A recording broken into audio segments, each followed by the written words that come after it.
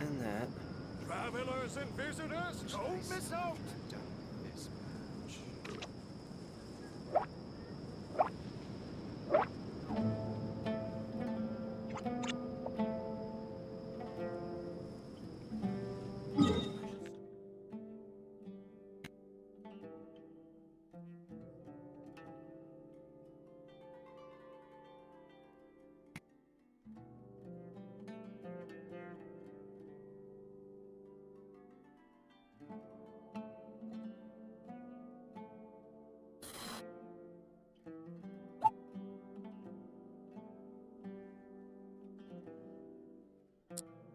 Yeah. Yeah. Yeah. Sige, pasok. Pasok mo. Pasok.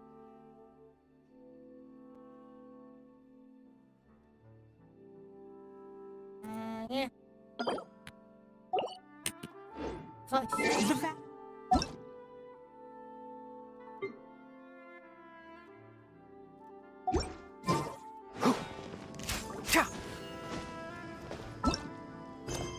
Oh, good to do that. Yeah. Yeah.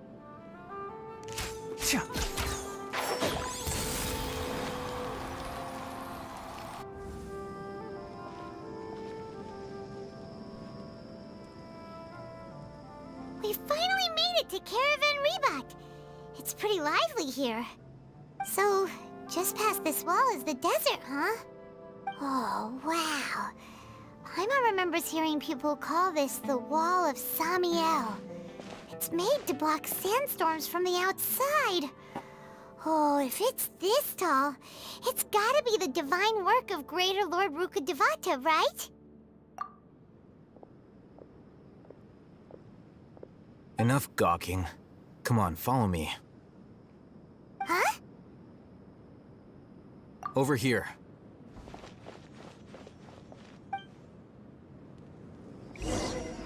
Oh, Haytham went that way!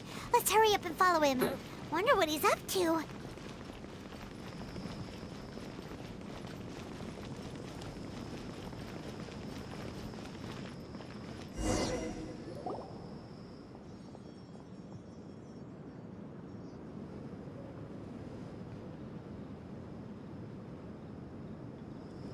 What the?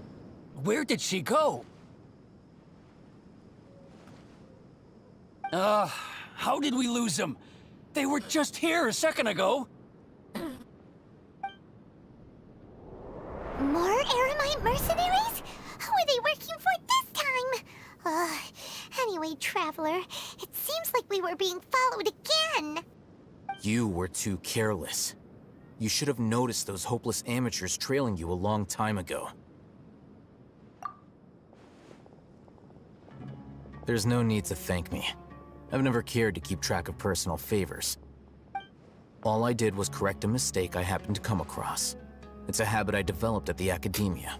You really gave Paimon a scare, Al-Haytham. We never thought we'd run into you here. Last time we met at Port Ormos, didn't you say you were going back to the academia? Wait, Okay. don't tell Paimon that you're here to take us back on their orders. Oh, so you've already landed yourselves on the academia's hit list. I can't say that I didn't expect it. However, had I wished to turn you over to the academia, don't you think you'd already be the Eremites' honored guests by now?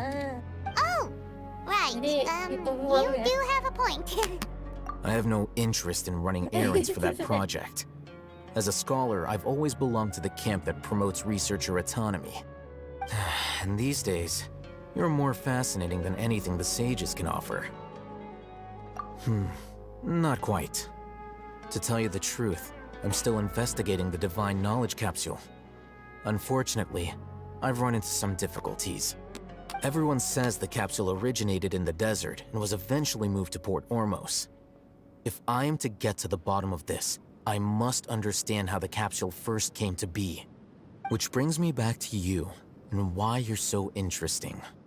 The leader of Ain al-Ahmar used the Divine Knowledge Capsule right in front of you. And upon seeing him, your expression became perplexed, and you were lost in thought for quite some time. To have that kind of reaction, I think you must have realized something. Are you interested at all in sharing what you've been hiding from me?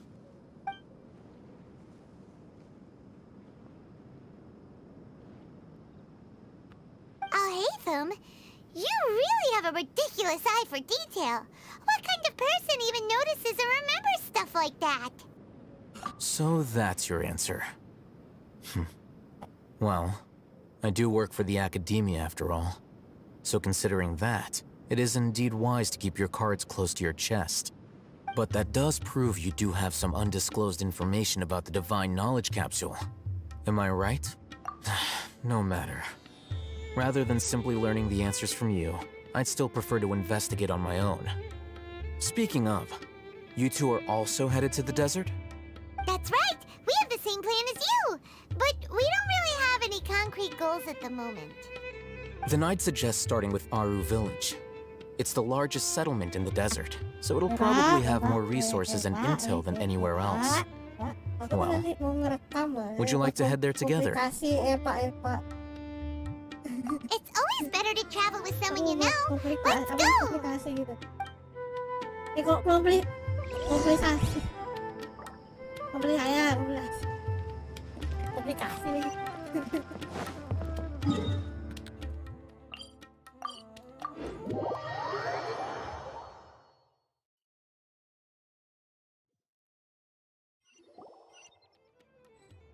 Before us lies Aru Village, the safe haven of the desert folk.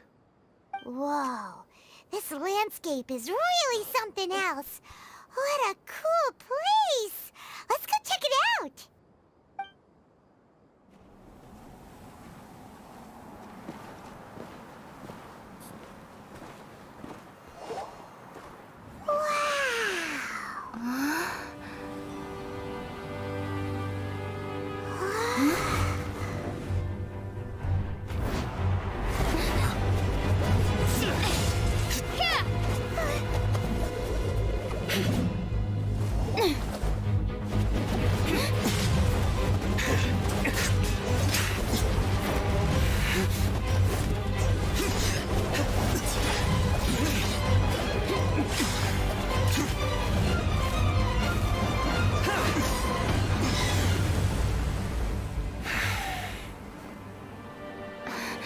Sino.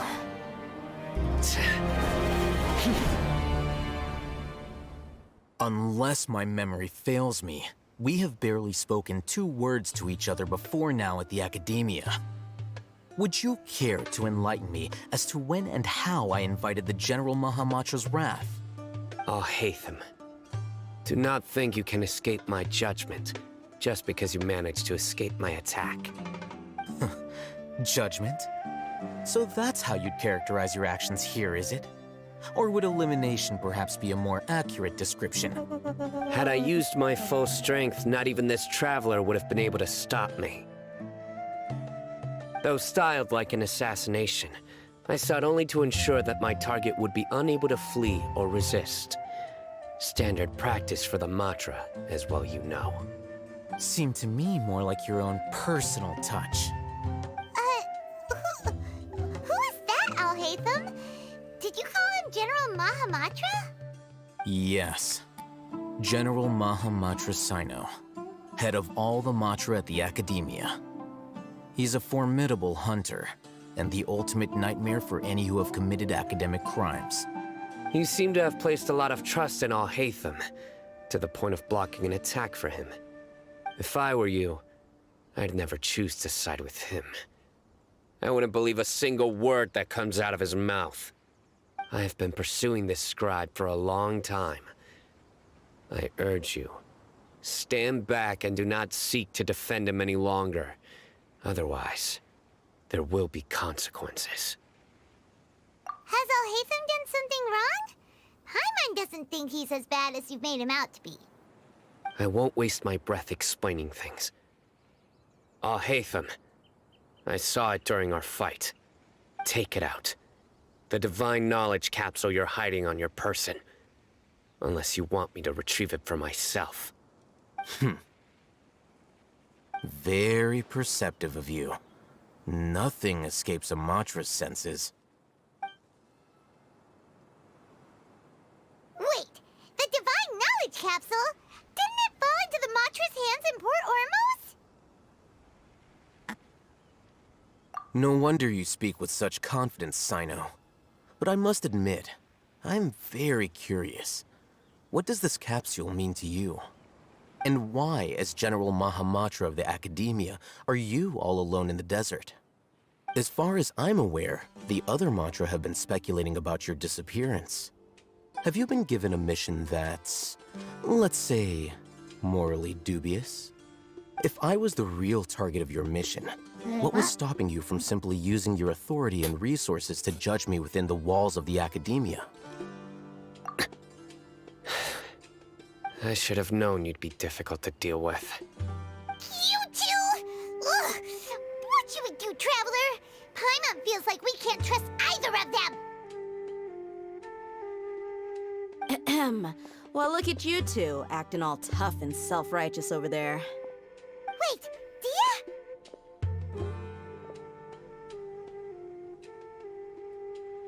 Great! Finally, someone that we can trust! You gotta help us out here, otherwise these two are gonna start fighting again! Yeah, sure looks that way. Two giants from the Academia duking it out once and for all. Not something you get to see every day, that's for sure. Listen, I know you academic types love to fill up your big brains with self-righteous morality and lord your empty rules and virtues over each other. But how dare you bring your petty disputes into the safe haven of Aru Village? It seems like someone's gonna have to beat some sense into your thick skulls until you finally learn to respect these grounds.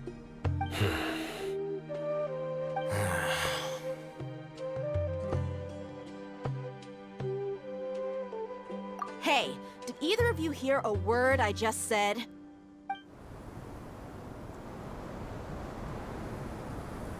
Whoa, what's going on? The wind's so strong! Is this a sandstorm? Paimon's gonna get blown away! Another sandstorm? What's up with these recently? Hey! All of you, over here, quickly! We have to take cover! Someone's calling for us! Oh, this wind is too strong! Let's get over there!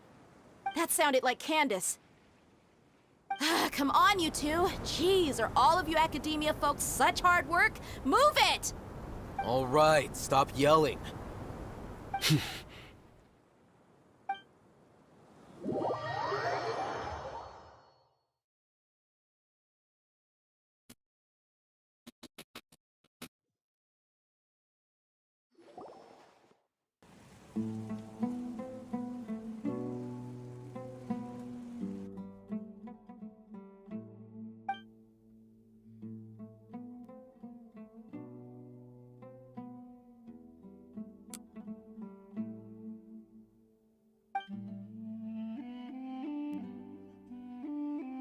Well, this is pretty awkward. Hey, wanna play sardines with three people who wanna tear each other limb from limb? Sure, why not? Sounds fun. The air is so thick and heavy. Paimon can hardly keep floating anymore. My sincere apologies, everyone. This is the home of our village chief.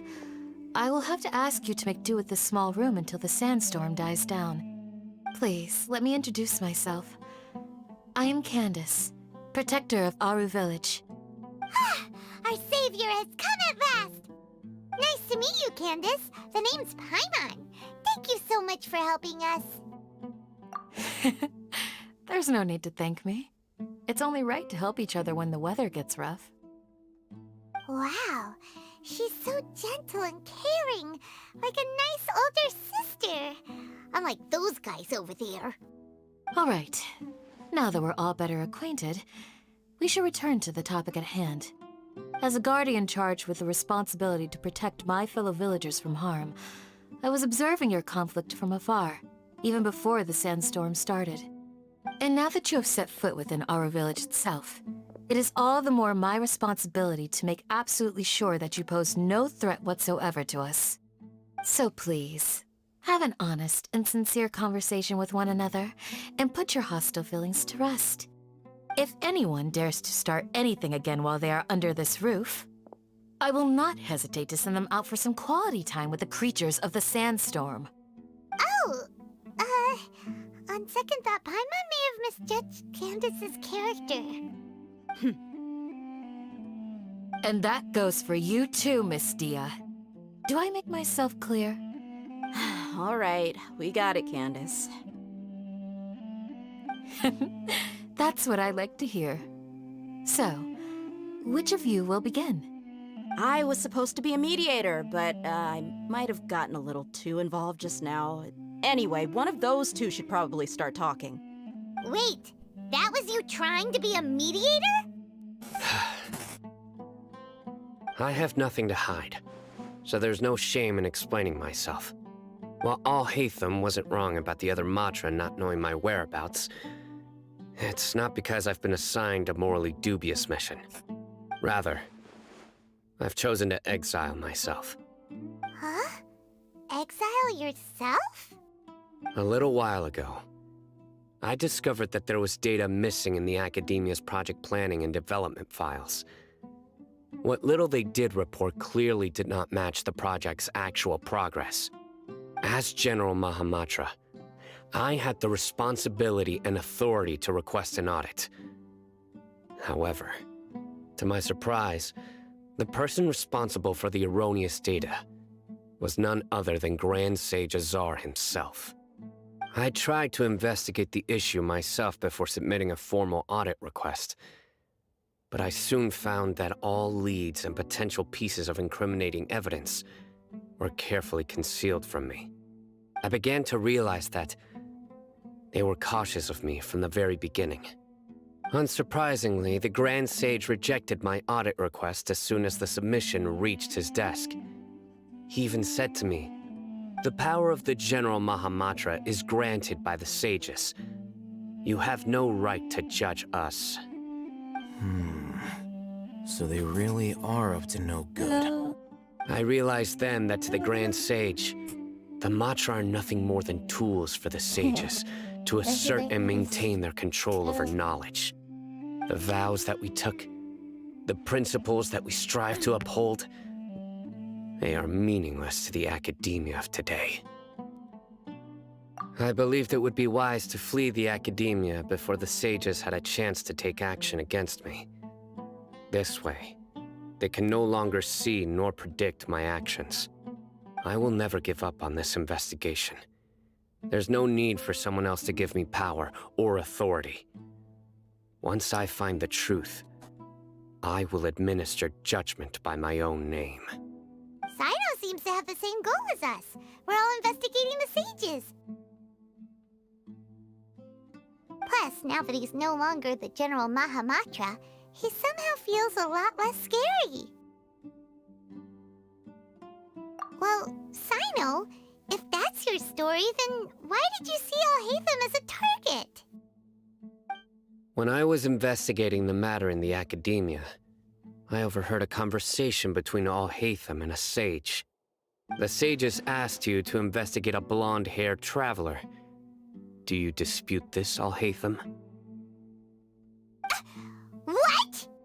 Like many parts of the project, this assignment was undocumented.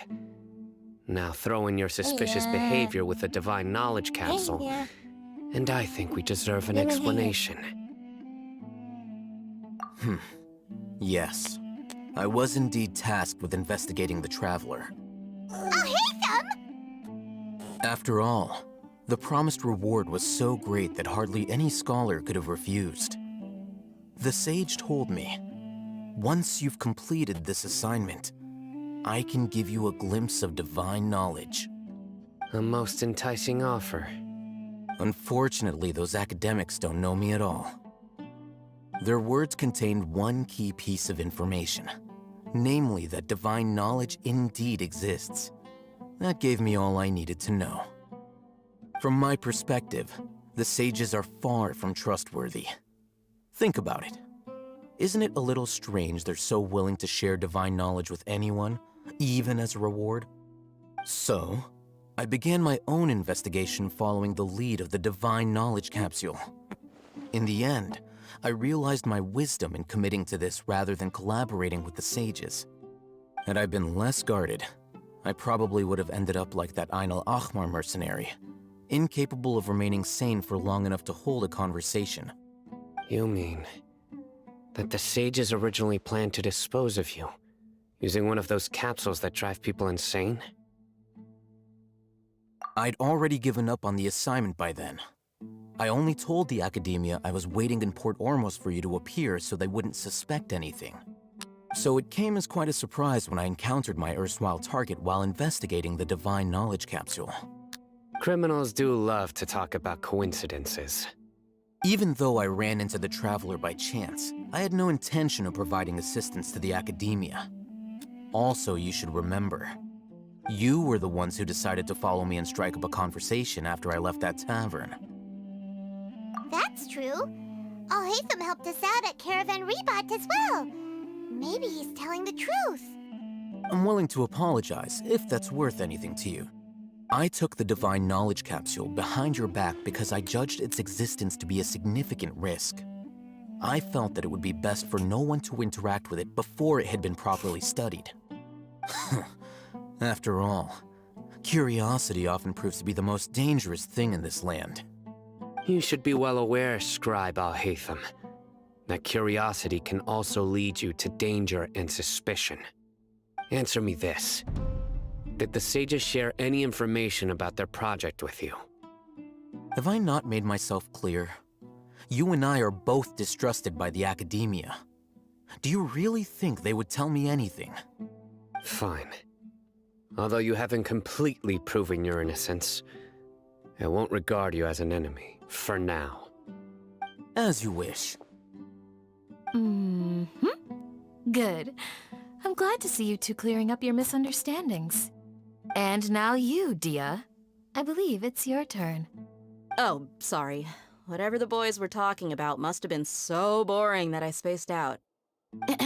My situation is pretty straightforward. My employer, Dunyarzad of the Homayani family, is friends with the Traveler and is currently recovering from her illness at home. I had nothing going on, so I decided to return to Aru village for a visit. I was actually looking forward to a pretty exciting time getting back together with everyone here. But then I saw these two random guys in the middle of a pointless argument. It ticked me off, and things went downhill from there. Is that all? Well, I will admit that definitely sounds like your style. In that case, welcome back, Dia. That's more like it. I missed you all so much, Candace.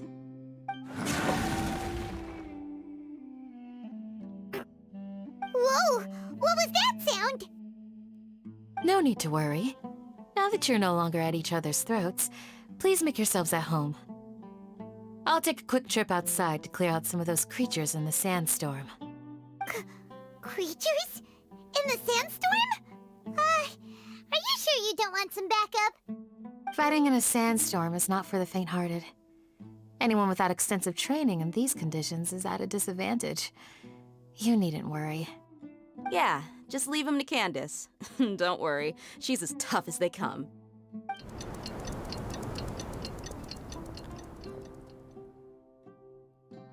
The wind's died down. That means the sandstorm's over, right? Candace still isn't back yet, though. Is she alright? Maybe we should go out and check on her. When you put it that way, even I'm starting to feel a little worried. All right, let's go. We've been here long enough, and the boys are as chatty as the floor.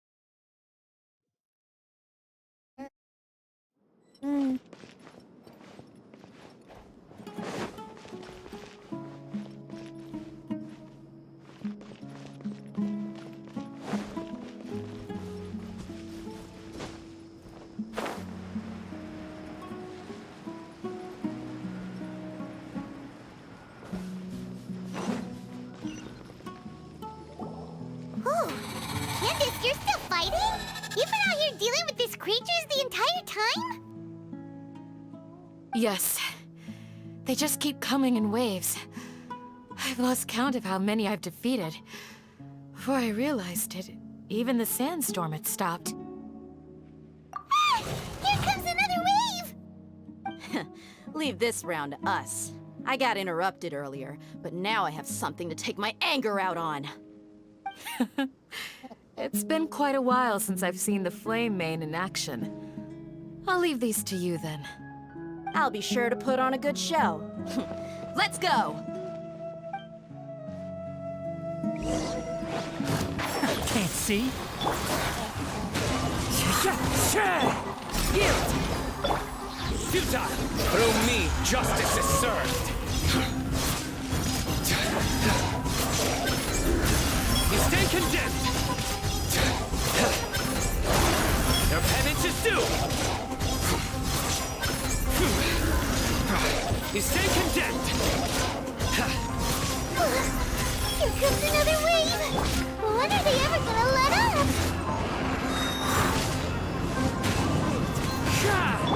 Do your worst and drown. Nowhere to run! Flee.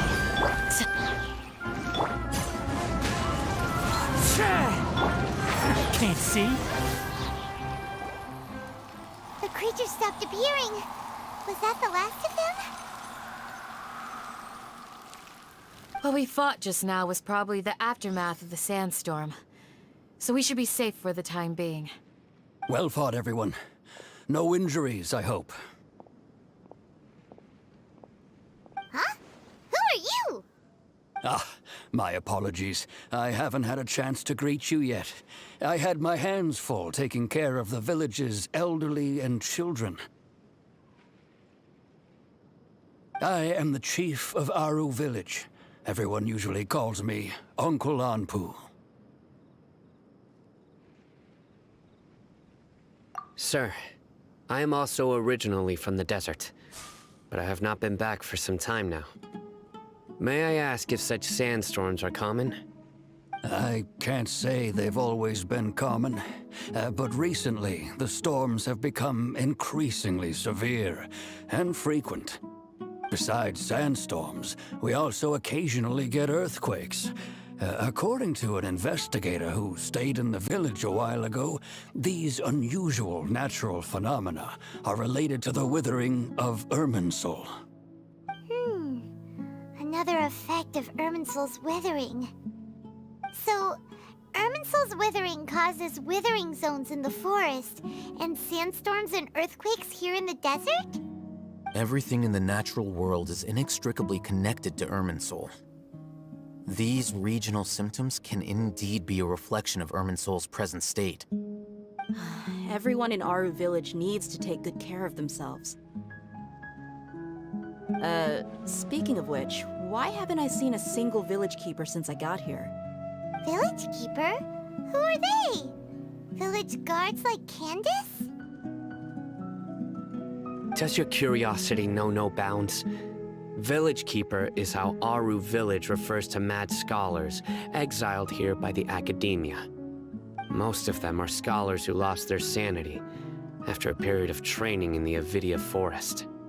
The academia believes that their crazed mutterings may have a negative effect on the psyches of other scholars. So, they're forcibly exiled to the desert. Though if you ask me, it's all a boatload of nonsense. Alas, that's exactly what we've been trying to investigate. One by one, the village keepers have been mysteriously disappearing without a trace. But no one in the village has ever seen them leave. If you're planning to stay around the village for the next few days, I'd appreciate it if you could keep an eye out for them. I've had encounters with those people in the past. I'll see what I can do to help. The Matra are the ones responsible for their exile. Now that you're no longer with them, are you trying to alleviate your guilt and atone for your past sins? I'm fascinated by how you think. Mock me if you will, but if you are guilty, I will eliminate you. regardless of my position or identity. Oh, you're the former General Mahamatra. You must be an expert in these kinds of investigations. Thank you for your help. Is it because you're reminded of Hypatia? Oh, these poor scholars. First they lose their sanity, now this! We need to help get them back home, safe and sound. But, is it really a good idea to tag along with Sino? You seem like you really don't trust him. I'll be grateful for the assistance. No doubt you will do a better job than some of my former subordinates. Let's start by finding a spot to share what we know so far.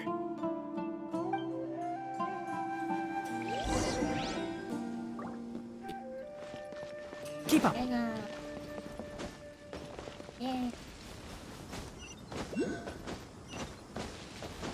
Ha! Hey!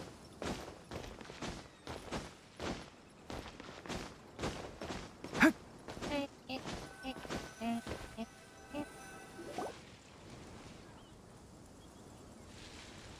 Although I've sent myself into exile, I'm still doing essentially the same things as before. Do you still have any questions for me before we start our investigation? One of my former subordinates told me that this title has its origins in a strange incident.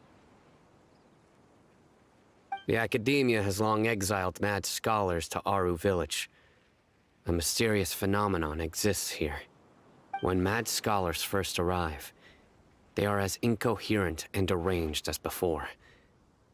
But after spending some time here, they invariably begin to calm down. Initially, the people of Aru Village greatly resented having to take in the mad scholars.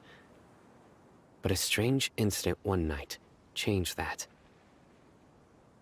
Aru Village was struck by the strongest earthquake in living memory. Seeing buildings on the verge of collapse all around him, the then chief of the village was preparing to take everyone to safety. Suddenly, he noticed a mad scholar crouching in a corner, caressing the ground with his hands. A soft, green light radiated from him, like a divine glow against the backdrop of night. Despite the powerful tremors that ripped through the ground that night, all the houses remained upright, almost as if they had grown roots reaching deep into the ground. In the end, not a single building collapsed, and no one was hurt. After that, the people of Aru Village treated the mad scholars with greater kindness, and began to refer to them as the village keepers. A soft green light? A mad scholar protecting Aru Village? What do you make of it, traveler? Paimon thinks so too. Actually, Sino, do you know if any of the mad scholars continued to wear their Akasha terminals at Aru Village? In theory, they would continue wearing them so the Academia could still monitor their activities. With that said, the main Akasha system would no longer have any interaction with them. Oh, no wonder! Everything makes sense then! Add in the fact that they calmed down, it was probably Nahida who calmed them. If you are able to draw a conclusion from this one story alone, then it appears you possess much more information than I do. So, what do you make of the story?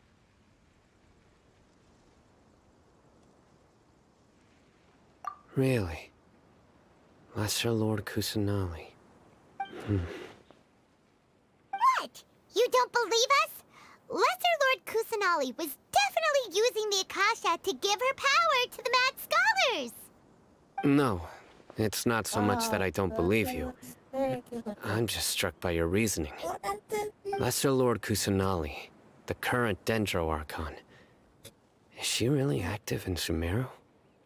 The Academia has always placed far greater importance on the late Greater Lord Rukkhadevata. They've more or less ignored Lesser Lord Kusanali, and I've never had any reason to doubt their views. In addition, I've never heard any stories about Lesser Lord Kusanali and her deeds. To me, She might as well have been a god that never existed. No way! Nahida definitely exists! She's a... How should Paimon put it? She's a good Archon who's kind and wise. Even if she says weird stuff sometimes.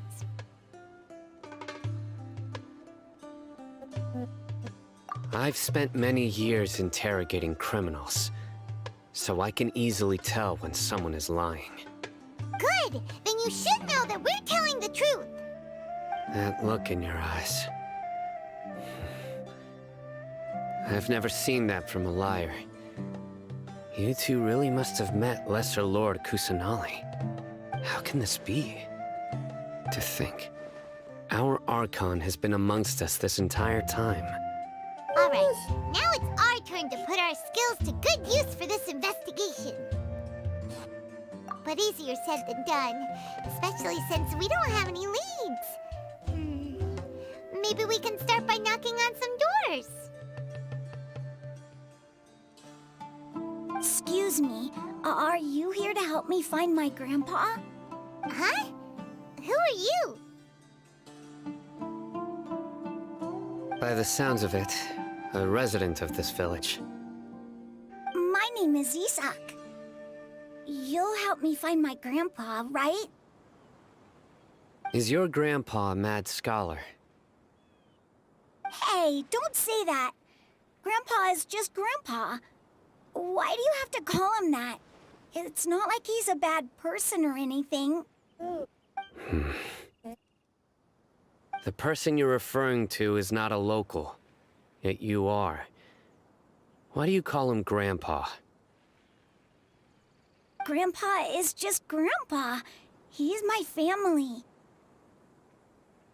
I heard everything you said to the village chief. Please, you gotta take me with you. I want to find my grandpa. I swear I'll help. I won't be a nuisance. Ah, so you're the one who was eavesdropping on us around the village chief's house. I was planning to go out and take care of whoever it was, but I had a vague feeling that they didn't harbor any ill intent. Whoa. Hatham wasn't kidding about Matra having sharp senses. Sino, he's just a kid. All he wants is to find his grandpa. Let's find a way to help him. Sorry. I was only listening in because I wanted to know where Grandpa went. Honest. If you don't believe me, you can ask Miss Candace.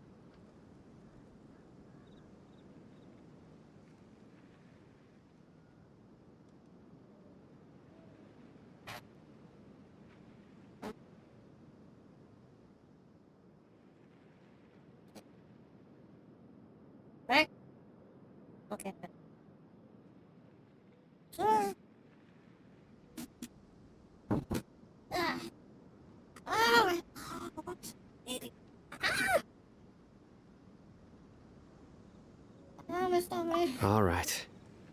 But first, let's confirm the facts with Candace. Dan? Shoot. Let's go.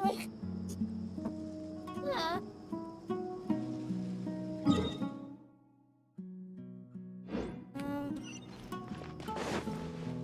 Going on it. What?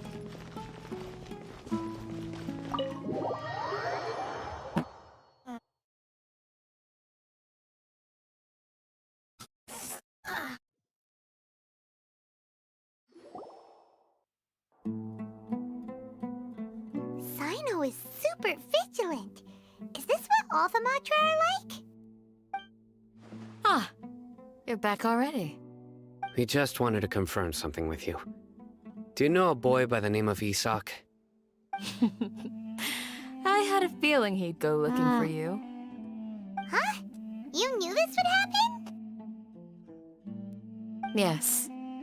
Although he tried his best to stay hidden, I still noticed him eavesdropping outside the window.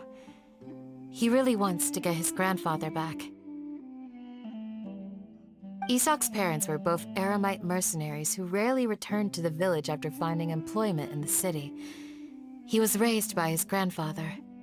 Unfortunately, it was only a few years before his grandpa passed away. Isak was still very young at the time, so various families in the village took turns caring for him so he could survive. Later, an elderly mad scholar arrived at the village. Isak thought the scholar bore a striking resemblance to his grandfather, and thus often spied on the man. However, the scholar was unkempt in appearance and incoherent in speech. Although Isak referred to the man as his grandpa, he was afraid and didn't dare to approach him. One summer night, the oft mumbling and bumbling grandpa suddenly calmed down and seemed to become more lucid. He even noticed Isak hiding in the distance. So Grandpa walked up to Isak and patted him on the head. He even took Isak to the entrance of the village, where he patiently taught the boy the names of the stars, and accompanied Isak until he fell asleep. The next morning, Isak woke up and wanted to go find his grandpa again, only to realize his grandpa no longer recognized him. However, even so, Grandpa retained his calm expression.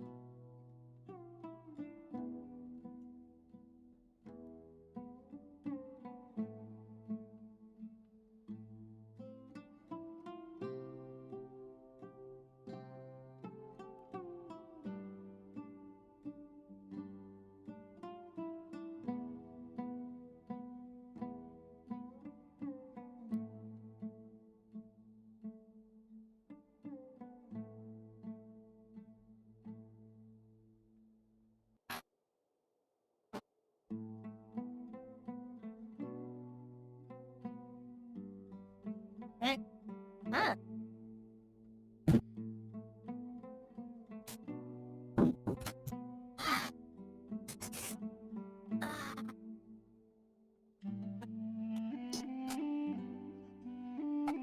It's said that those who saw the scholar claimed he no longer appeared to be crazy, but appeared to be living in his own world, almost as if he were sleepwalking.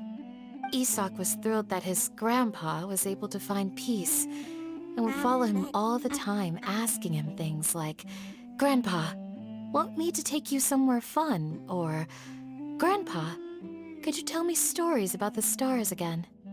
All this somehow just makes Paimon feel really sad. It seems like they both deserve so much better. Perhaps. Nearly everyone who lives in the desert has some form of hardship or regret.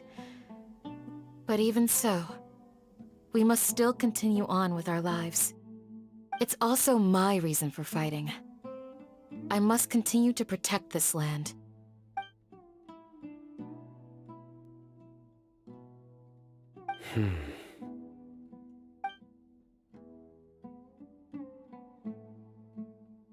Maybe the people have always had a considerate god watching over them. Huh? What did you say, Sino? No, nothing. As long as Esau keeps his word and doesn't get in our way, we can take him along. Perhaps you are more compassionate than I gave you credit for. Please accept my thanks on Isak's behalf, Sino.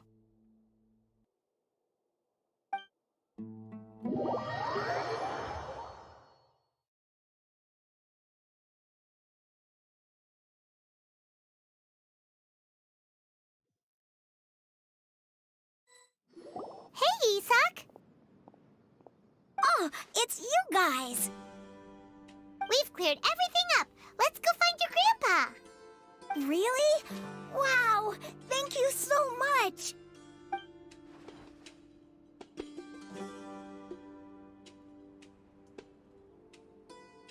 Yeah! All right. Let's ask the local residents some questions first.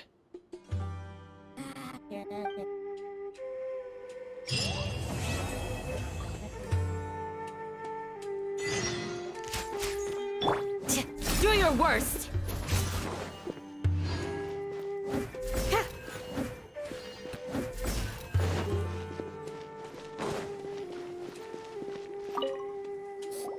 Excuse me, did you happen to see where the missing scholars went? You mean the village keepers? Oh, let me think.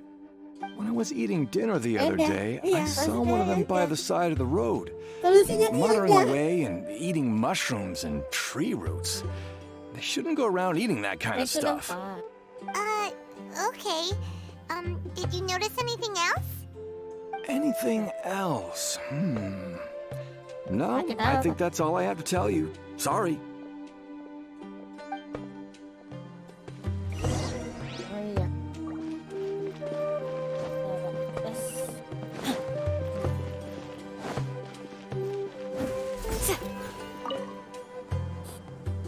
The scholars that have gone missing. Have you seen them? Those eyes. Those fierce eyes. You look like a real fighter. Don't change the subject. Right. You were asking about the mad scholars.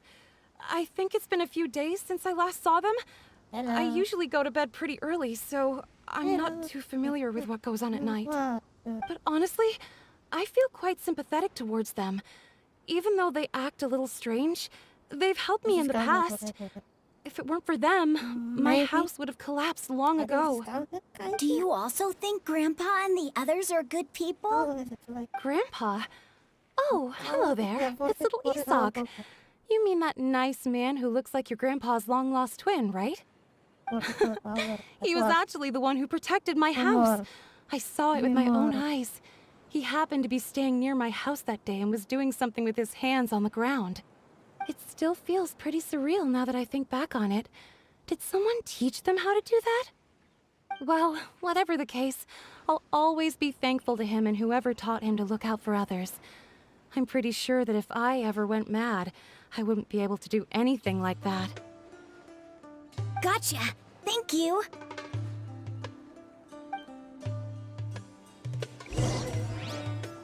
Ah, that place.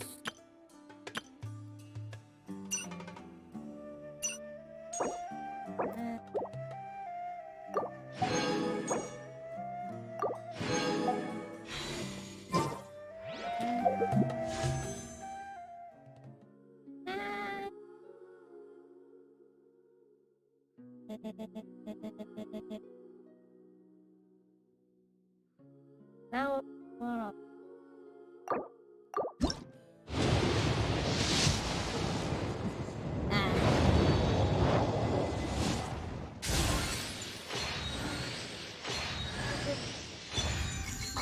why? Okay. Oh, right.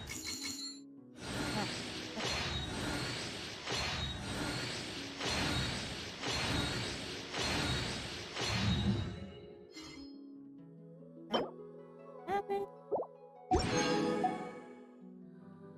Right. Tja, tja. Tja.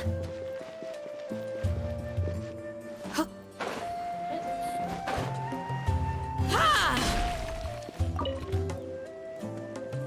Sir, have you seen my grandpa recently? You know, the one who likes to sit and space out near the village entrance. Oh, well, if it isn't Isak. Oh, your grandpa, huh? It's been a while. The last time I saw him, he was spacing out by the road as usual. I went and asked him if he'd like any of the food I had prepared, despite my wife's protests. Like many people, she's really quite terrified of them. And speaking of my wife, she's still always complaining about how I don't make enough mora. That might explain why she's always mad at me. Oh, thank you. Thank you for taking care of him. It was nothing. You're looking for him, right? Did he go for a walk and get lost? Yeah. That's no good. Well, once you found him, come by my place again and I'll cook a little something for the both of you. I've known you since you were very young, so as far as I'm concerned, you're family. Please feel free to come by anytime. Wow, what a nice guy! Okay. Thank you, sir. Huh?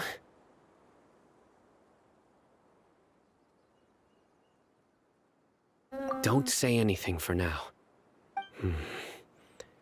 Isak, stay here. Let's head over there. Stay quiet as you move. Shit.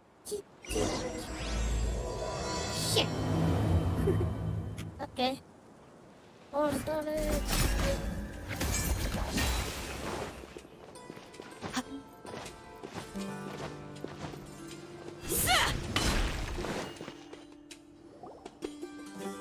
Listen, see if you can make out what they're saying. Have you heard? The mighty Scarlet King, the sovereign of our faith, will soon return to this world.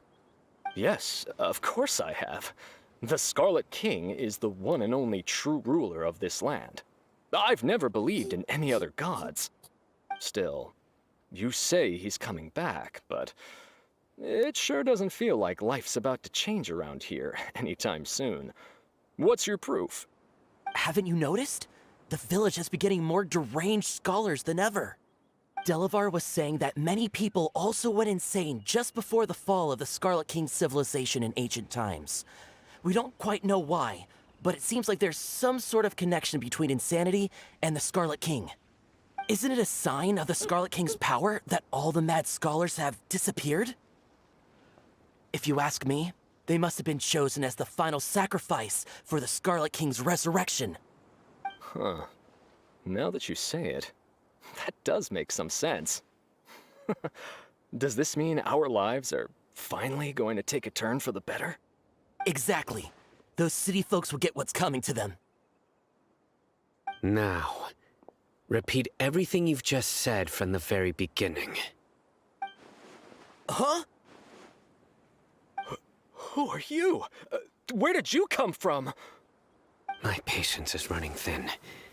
You heard what I asked.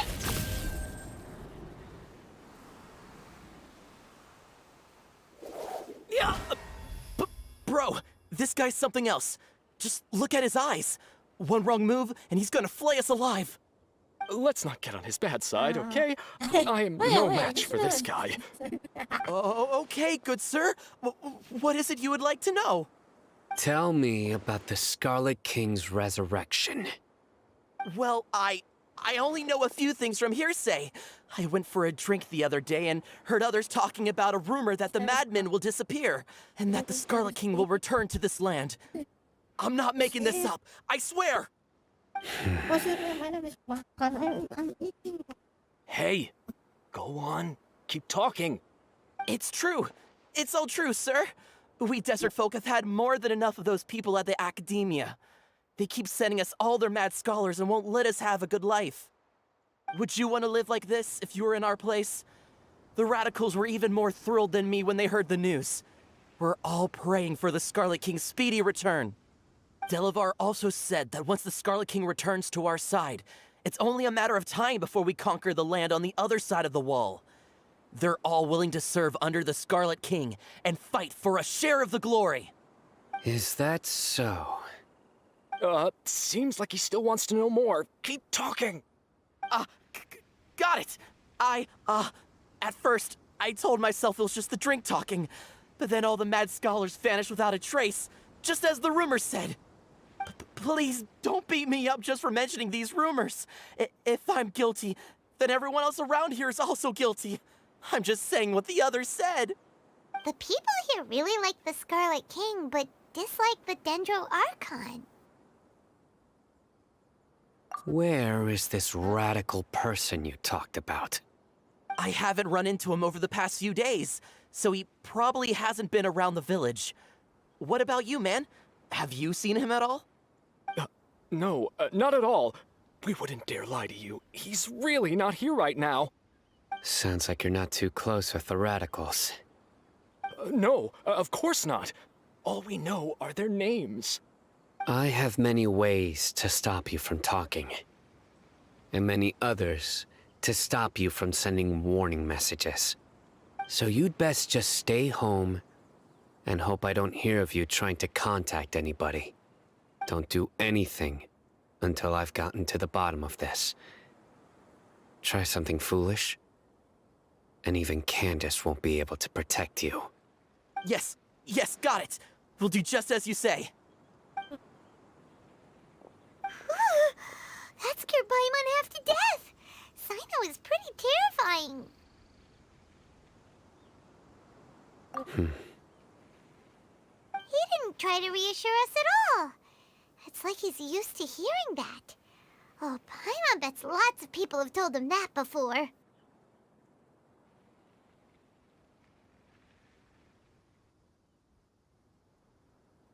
I heard that. Sorry.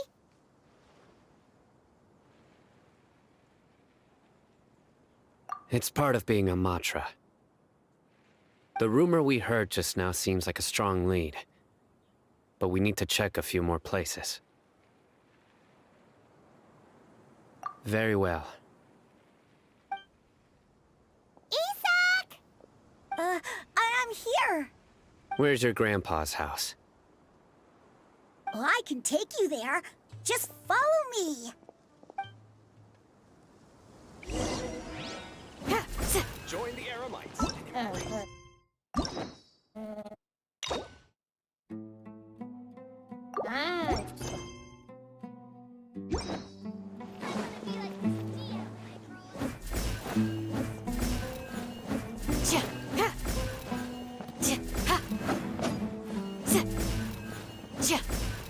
Grandpa? Oh, he likes to be alone. Sometimes he stares at the sky in a daze, and other times he just pokes at the ground with his fingers. Every now and then, he yells out at the top of his lungs, so a lot of people are really scared of him. But he's a good person, really. I know he is. I swear, he's just like my real grandpa.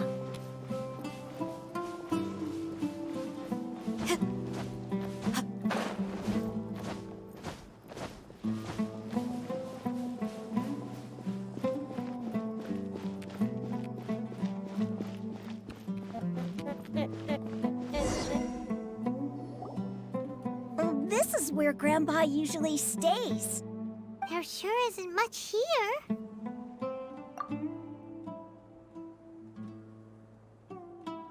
No. Incense? Please don't say it's the same one as before. But are you okay? Are you getting dizzy or need to lie down?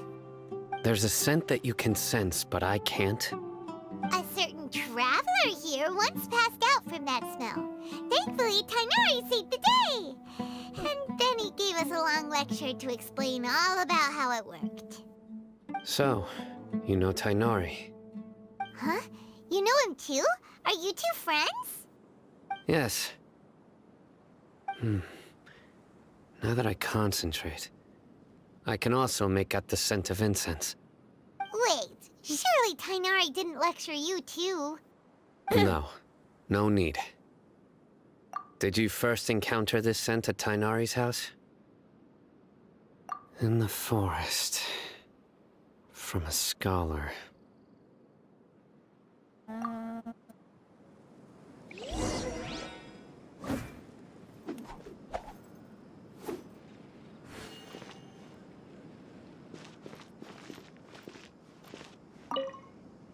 Oh, where did Grandpa go?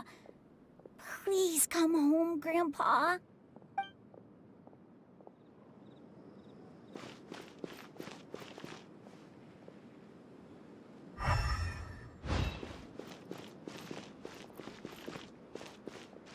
Okay, let it go.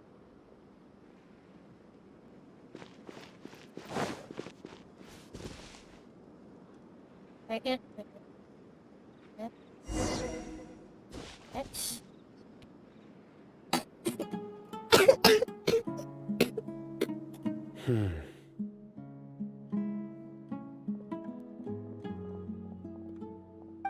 What are you looking for, Sino?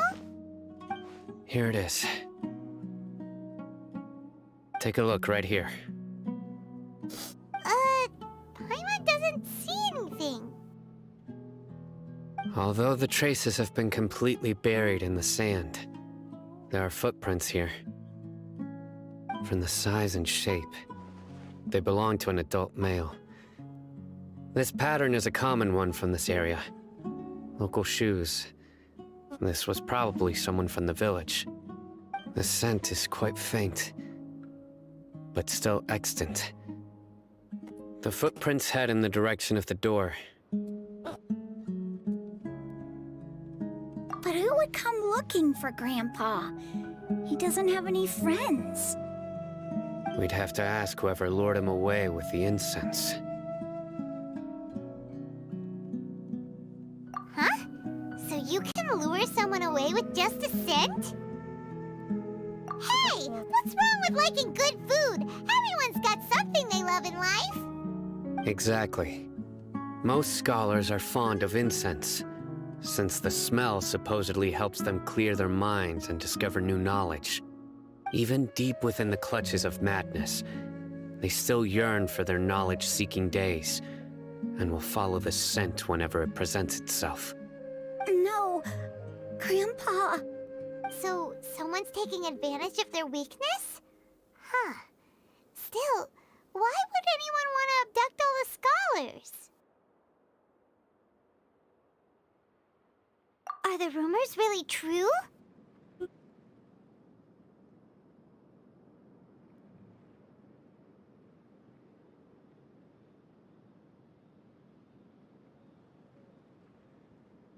Could the disappearance of all the mad scholars have something to do with the radicals? It's highly likely. Please, you have to save my Grandpa. Grandpa's never done anything wrong. Please help him. Sounds like we'd better help get him back. Don't you worry, Isak. We won't let whoever took him get away with it. Let's head to Aru Village and inform Candace and the others about what we learned here. After that, we'll set off to find the scholars.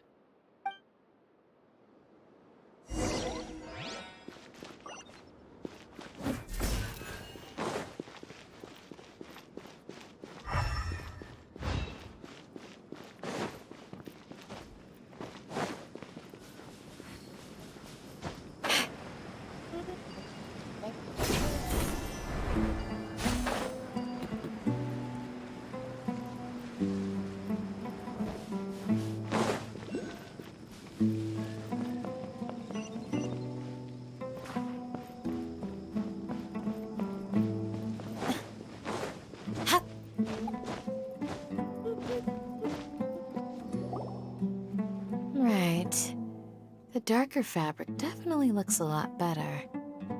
That'd be my choice, too. We're back, Candace! We've got a lot to tell you. Ah, welcome back. Sounds like everyone's friends already. Oh, Dia's here too! You bet. So, everything goes smoothly? Reasonably. Alhaitham didn't go with you? We haven't seen him at all. Huh. I saw him around the village entrance earlier and figured he was investigating with you. I guess he must have gone off on his own. Did you find out anything useful?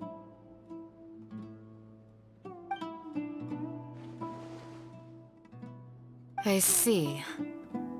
So someone used a kind of incense to lead the exiled scholars away from the village.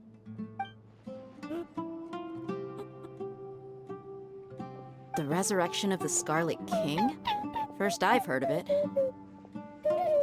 Far as I know, the kind of incense you just mentioned is only popular beyond the wall. Scholars are fond of it, but as you can see, there aren't many scholars still studying around these parts. No seller would be able to make a profit here. Not to mention, making incense is a labor-intensive process. You won't see anybody in the desert with the patience to make or sell something that requires that kind of effort. It seems someone from beyond the wall must have been supporting this. Makes sense. So what should we do then? Do we go back to the academia and search for leads there? If it was any other day, that would be your next logical step. But today, you've got me on your team, so you get an extra tip. Didn't you say that the villager got his news from the tavern? Well, I also like to drink at the tavern, so I know a thing or two about these radicals he mentioned. If Paimon remembers correctly, the leader of the radicals is some guy called Delavar. Ah, yeah. Delavar, the scar-riddled bandit, Engur, the wide-eyed butcher, and Jabari, the duck-tailed bearded crook. The whole lot of them are known around these parts.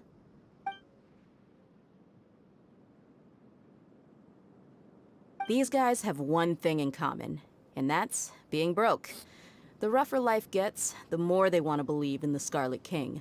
Way they see it, the Scarlet King's resurrection is their only chance at overthrowing the academia. Throwing all of Sumeru into chaos is the only way to change the way of life here in the desert. Anyway, that's my guess why they've chosen to become radicals. Tia! You're amazing! You really know this place inside and out!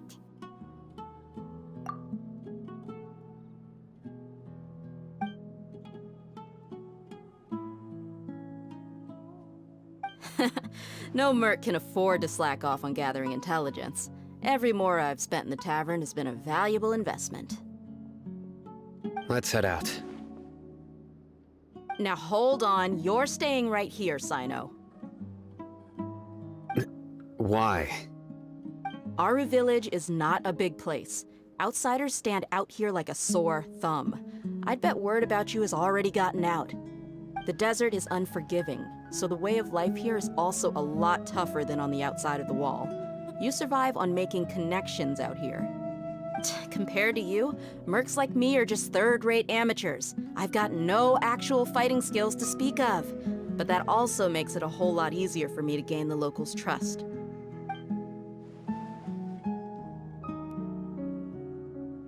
I need to go around and ask some questions, but it'll be difficult if you're with me.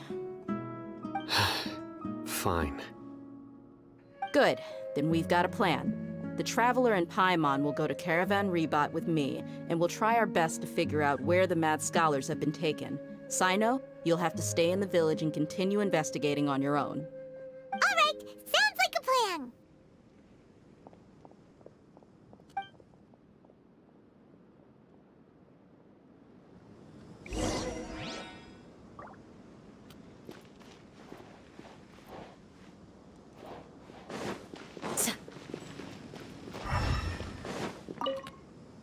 Sino, please don't take offense.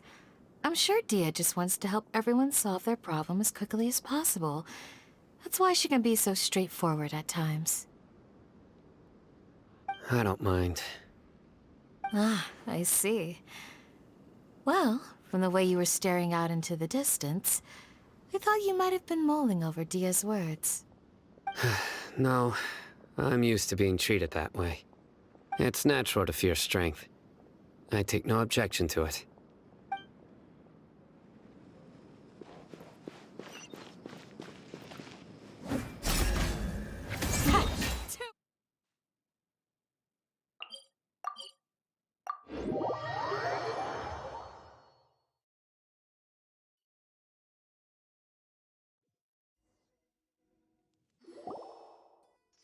Well, here we are again.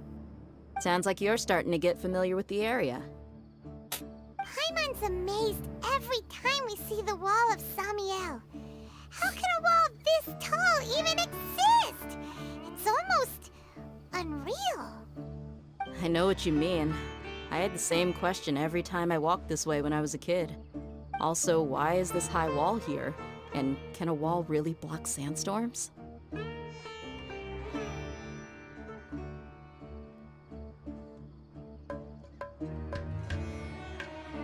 It was only after I grew up that I realized the Wall of Samiel isn't just there to keep out the sandstorms. It serves a more important purpose, keeping out people like us. Sumeru is run by wise and mighty sages. To them, us desert dwellers are nothing but tools that can be used and discarded at their whim. We're cheap labor, like livestock, but easier to control. Nothing more. Even if a child from the desert got the chance to obtain an Akasha terminal, almost all their requests for knowledge would be denied. The academia believes we're underserving. Geniuses like Sataria are 1 in a million. The other children never get a single chance to try and rewrite their fate, even though the academia knows very well that we're humans, just as they are. That's terrible. I would tear down this wall with my own hands if I could.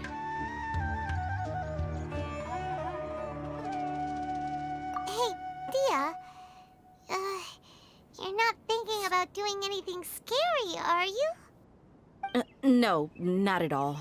This place just gets me thinking, that's all. Besides, we're here to procure information, aren't we? Yep, we gotta catch those... Shh. Caravan Rebot is crawling with people, so be careful what you say. We don't want anyone to find out what we're here for. Our mission started the moment we arrived here. Let's go check out the tavern. Maybe we'll find someone I know.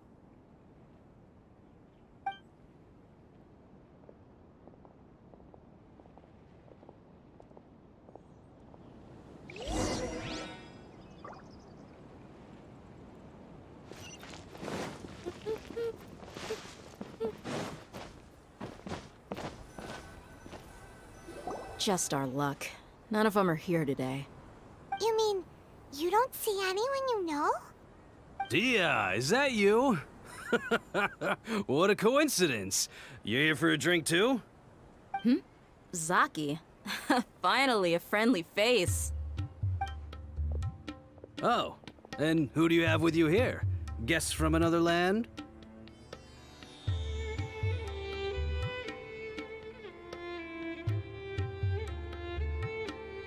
Hello, hello. I'm Zaki. Dia's, how would you put it? Drinking buddy? We've had drinks together a few times. You could say we go back a ways. Anyway, as far as my friends here, they aren't too shabby, are they? You rarely see any Outlanders so friendly and respectful nowadays. Absolutely. Much better than those people on the other side of the wall. So, Dia, are you looking for someone? Yeah. Have you seen Engur, Delavar, or Jabari recently? Of course I have. Matter of fact, we were all here drinking together just a few days ago. I've got a spice trading deal from another nation. I thought maybe Delavar and his friends might be interested. Know where I could find him? Ah, how thoughtful of you. Then I assume you also know that Delavar's been having a hard time making ends meet these days, so you came here to help him out? Hey, keep it down. Let's just say I prefer to keep this deal a secret. Y'all at Caravan Rebot are like family. If there's more to be made, why not do it together? Besides, Delavar and his friends have muscle. They'd be a good fit for escorting the goods. Yes, how considerate of you. Delavar's my friend too, so of course I can take you to him. Come with me.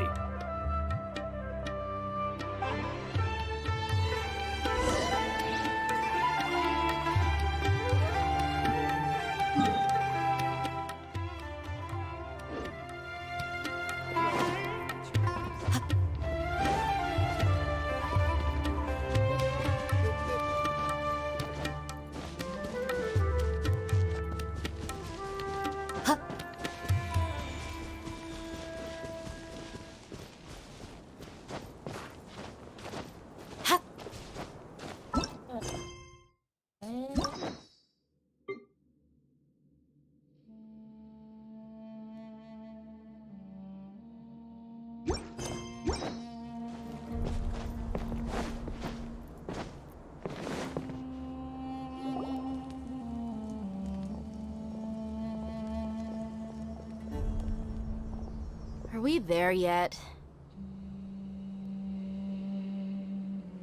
Yep, this is the place. This place is practically deserted. What are they doing in a place like this?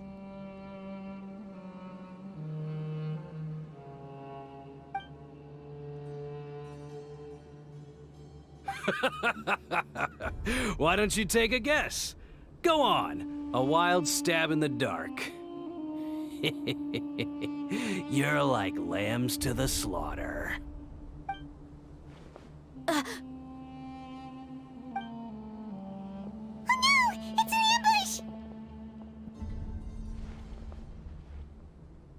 ambush! What's this all about, Zaki? Come on, Dia. You really think we didn't hear about what you said back in Aru village? The boys have kept a close eye on you from the moment you set foot there. Not only do I know that you're looking for Delavar, I also know that you've teamed up with people from the Academia to look for the missing scholars. So, you've been watching us from the very beginning? Uh-oh. Paimon knew leaving Sino behind was a mistake! And you left the strongest one in the village, didn't you? Who do you think you are? You really thought we'd fall for your little business deal nonsense? So you and Delavar have been partners all along. Dia, I guess it's only natural for a traveling mercenary like you to be out of the loop. Those of us who hang around the tavern have stronger bonds than you think. But you got one thing right. We're all looking forward to an uprising in Sumeru. There's nothing more we'd like to see than the desert folk overthrowing the Academia. If that's the case, then I'm sure Delavar wouldn't miss a second of it. I'll be honest with you. If it weren't for what you said in the village, your little monologue about the Wall of Samiel would have convinced me that you're one of us. Delavar. And Engar, you're here too, huh? Long time no see, Miss Mercenary. You should have known the traitors are what us followers of the Scarlet King despise the most. Dia, I thought that you, a fellow desert dweller, would understand that the Scarlet King is greater than the Dendro Archon. Little did I know, you don't deserve to join us. Yeah, gee, what a missed opportunity. Adopting radical views and kidnapping innocent scholars, all because of some baseless rumors. Anything else I'm missing out on? See? There you have it. Mercenaries are just a bunch of faithless scum with only one thing on their minds. Mora. Pathetic. You're all like a pack of street rats. You're not wrong. Mercenaries are driven by Mora, and my faith lies with whoever's paying me. As long as there's a profit to be made, anyone can become my friend. Enough talking! Get him!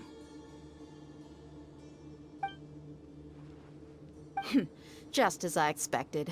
Let's teach him a lesson, traveler.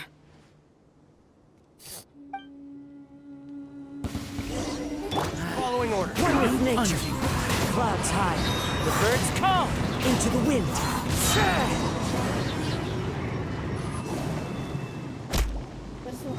Impossible! How could you? So, what do you think about your meticulous network now, Zaki? How did you say it? It's only natural for a traveling mercenary like me to be out of the loop.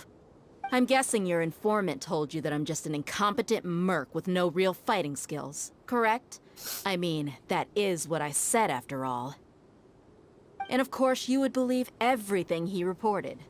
The only thing you know about me is that I'm a mercenary, but you've never seen me in action. Even though you heard we went to handle monsters together, you believed that Candace was the only one doing all the real fighting. That so-called Flame Mane is just a fraud. She admitted it herself. She just uses her connections to gain the trust of others. That's what you thought, right? Ugh. You lied in the village because you figured that we'd have people watching you. And you were stupid enough to fall for it. I figured as much the first time we drank together. You all thought you were so smart. Pathetic. Okay, that should be all of them. Whoa! So you've been planning this since we were in Aru Village? No task can be done without preparation. I just happened to notice a couple suspicious-looking people while you were out investigating. Oh, but instead of catching them right away, you let them report back. Those two who were snooping around were just a couple small fries. If we want to get the real catch, we have to be patient and give it some time.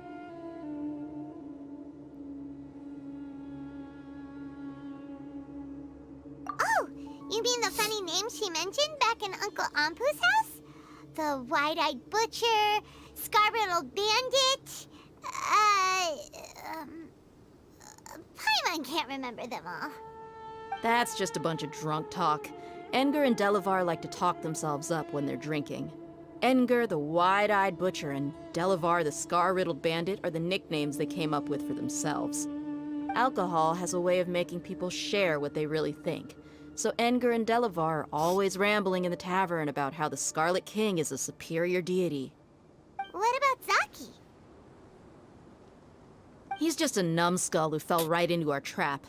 Zaki was probably the best hidden of them all. My initial plan was to find Delavar first, and then try to track him down. That's what you wanted to ask when we were at Uncle Anpu's house, right? Jabari is one of the villagers you talked to. You know, the one who wanted to treat Isak and his grandpa to some food. Wait, so he's a radical too? No, he isn't. I just needed to tack on a random villager name to make the eavesdropper think that I was making some wild guesses based on my impressions. Wow, what a genius idea! Well, that's an expert mercenary for ya. Ah, you're too kind. It was straight from the usual playbook, if I'm honest. So, that thing you were saying before, is it really true? Hmm? About what? About how mercenaries only care about Mora, and that anyone's a friend as long as there's a profit. Does that bother you?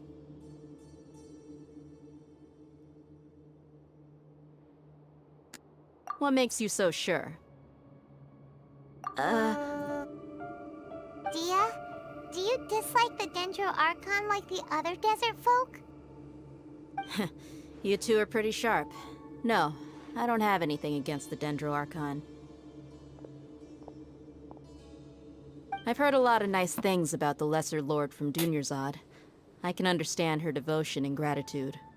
Dunyarzad's just an ordinary person. There's no way a god would be so involved in the lives of everyday people, unless they were truly compassionate. I've begun to realize that the sages are behind everything that's happened recently. The radicals' blind belief in the Scarlet King, making the Dendro Archon out to be an enemy. It's all the Academia's trickery. But I see through it all. And unlike them, I can never be hostile towards anyone who's never done anything wrong. Dia. Anyway, looks like we're done with business here. Traveler, lend me a hand. Let's tie him up and bring him to the village.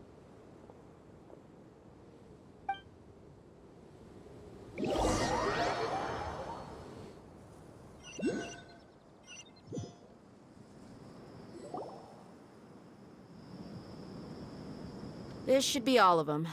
I'll let you take it from here. All right. I'll be in touch.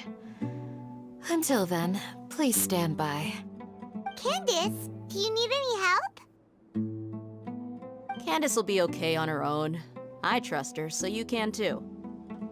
She's been guarding Aru Village for quite some time now. If anyone is qualified to question the offenders, it's her. While I'm questioning them, why don't you pass some time by exploring the area? I'll meet you back here tomorrow morning, Traveler. As for these idiots, let's just hope they live to see another day.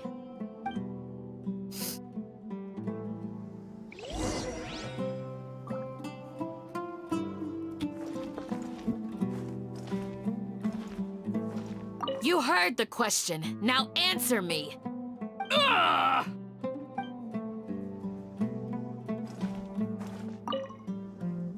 Candace is an expert at dealing with people like this. All we have to do is wait for her word. You heard the question.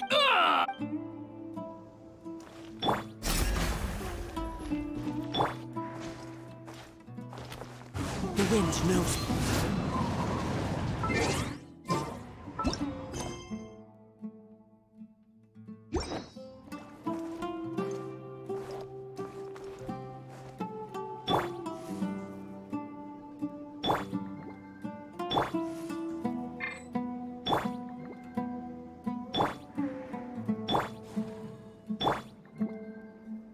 Flee!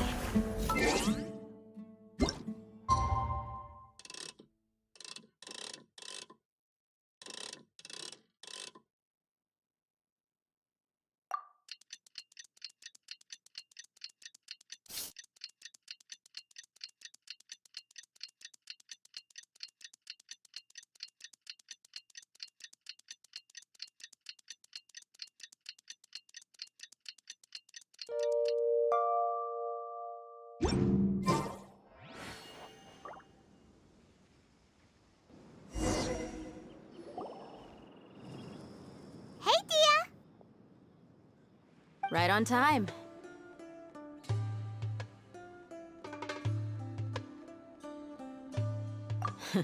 We'll know any moment now. Paimon's been wondering. You seem to know Candace pretty well. Have you been friends for a long time? We've known each other for some time now.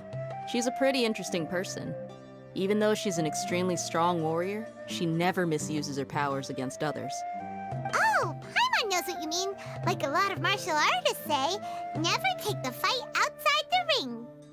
Yep, I guess you can put it that way. It takes strong convictions to be as dedicated as she is, and shoulder that kind of responsibility. Us mercs, on the other hand, we pretty much live from one day to the next. Well, Paimon thinks you're great too. Really? Thanks for that.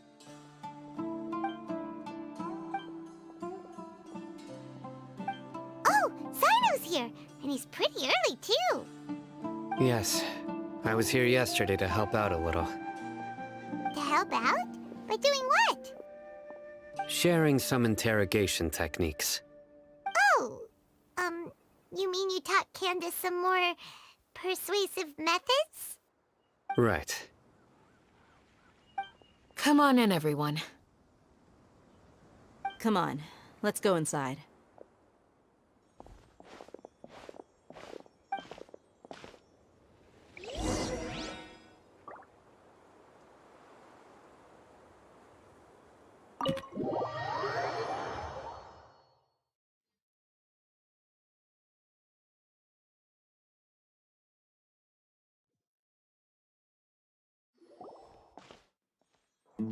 Candace, where?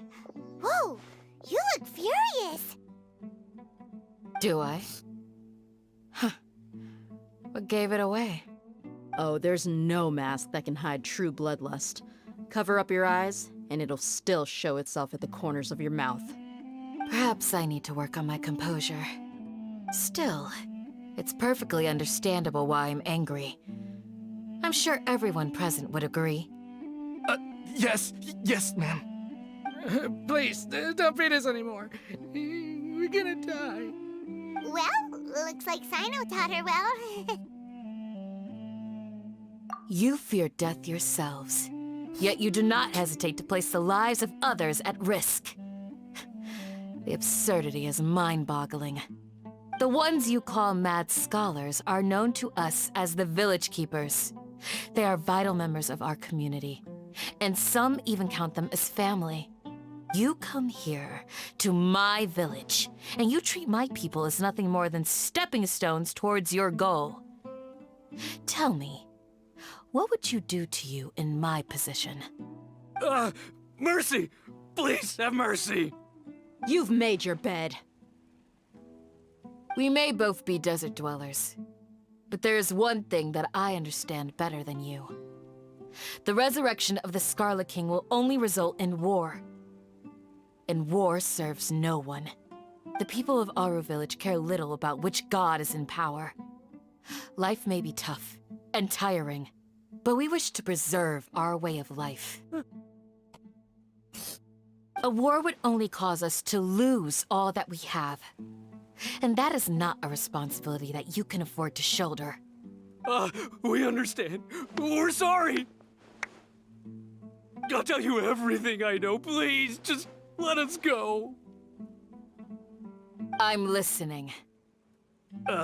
You might not believe this, but it wasn't us who came up with this idea. Someone was spreading rumors in the tavern. That's how we ended up hearing about the Scarlet King's resurrection. Some mystery man told us that mad scholars will make the perfect sacrifice to usher in the Scarlet King's resurrection. They give their lives, and we can get anything we wish for. They're called Village Keepers. Slip up again, and you'll regret it.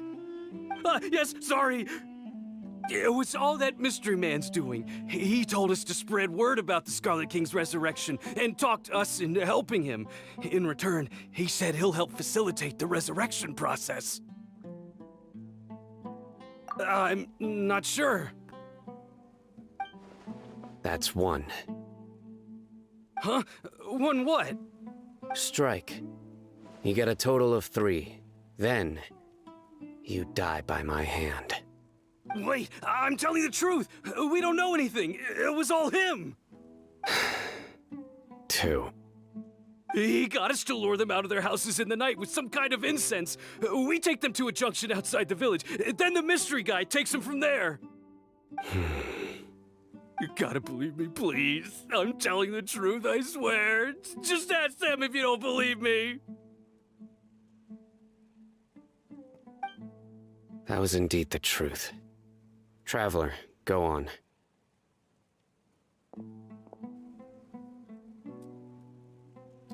You have to believe me. If I knew that, I would have told you his name right away. I'm not risking another beating to keep his secrets. No way! That guy, he wears a cloak, and he's always careful to cover his face. He calls himself the Scarlet King's envoy. I believe I may know what's going on. Uncle Anpu? What do you mean?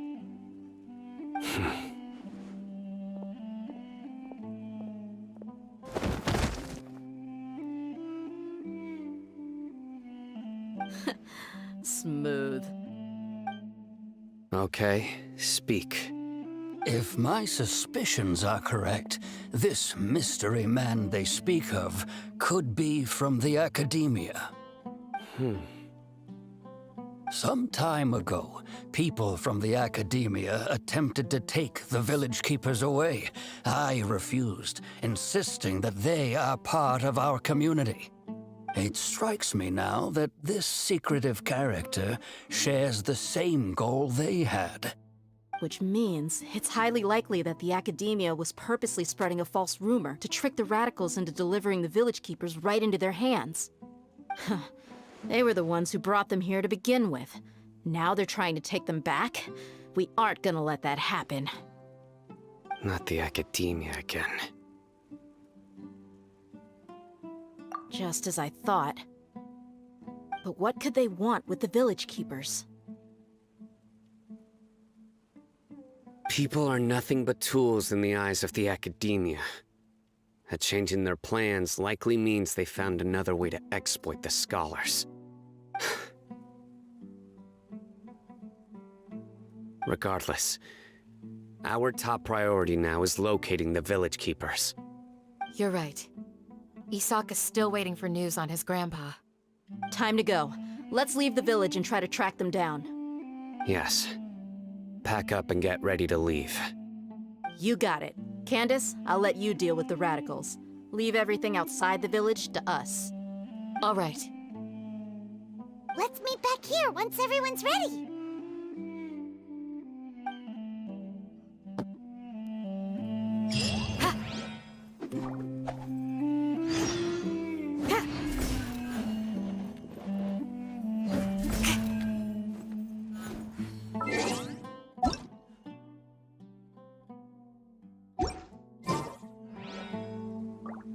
What scheme is the Academia brewing now? You look worried.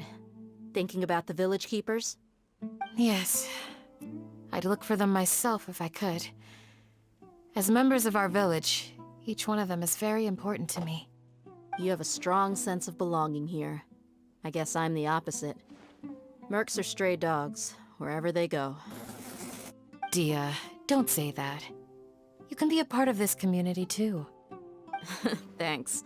I'll let you know when I feel like joining.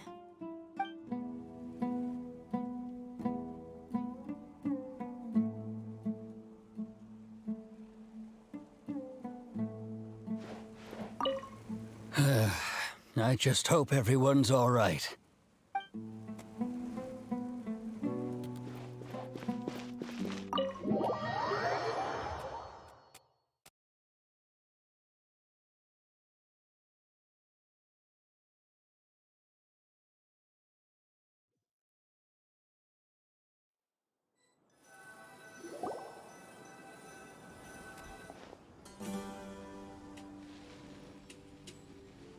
Let's get some food in us and then we'll... Whoa! Where did you come from? Well, as you can see, I am merely sitting here and reviewing what we have deduced thus far. You were gone for ages! And now you're suddenly sitting here musing to yourself? Where have you been anyway?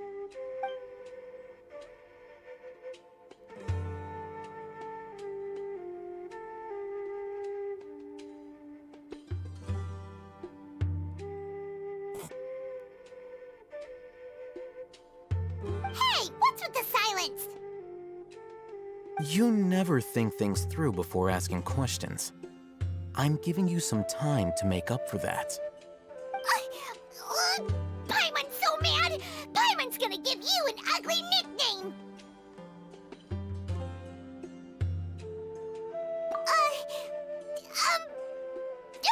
Never mind! Paimon's got nothing. There's just nothing super obvious to pick with this guy. It makes it so hard. Well, you've heard nothing to suggest I left this whole time. So clearly, I stayed in the village to investigate.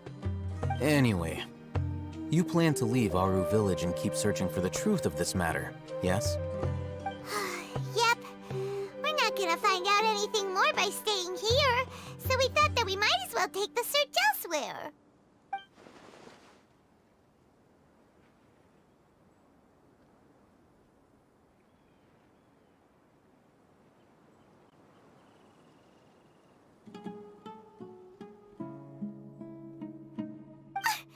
Enough with the silent treatment! No. I'm just surprised that you decided to team up with him. Alhaitham, you haven't helped us out at all ever since we arrived at Aru village. Bold of you to question our choices. Yeah, you're all talk. While you were investigating, I had my own work to do, which I've now finished. Really? Paimon doesn't believe you. To be honest, we aren't really a team, so I have no obligation to inform you of my whereabouts. Not to mention that going separate ways allowed me to find some important information that you all had missed. Huh? Right here in the village? Correct. What did you learn? I'm going to take you to someone. But before that, you need to understand where she's coming from. What does that mean? How do you think the residents of Aru Village feel about what we're doing? In other words, do you truly believe every single word the villagers tell us? You mean some of them lied to us? Hiding the truth does not necessarily equate to lying. Again, these people have their reasons. Remember what Gandis said? Most people in Aru Village don't necessarily care which deity is in charge of Sumeru. That's because whether the Scarlet King or the Dendro Archon has power is of little significance to them. By contrast, the perils of their daily lives are ever-present concerns. They won't simply share everything they know with you without good reason. That's why you believed there was no further information to be found in this village.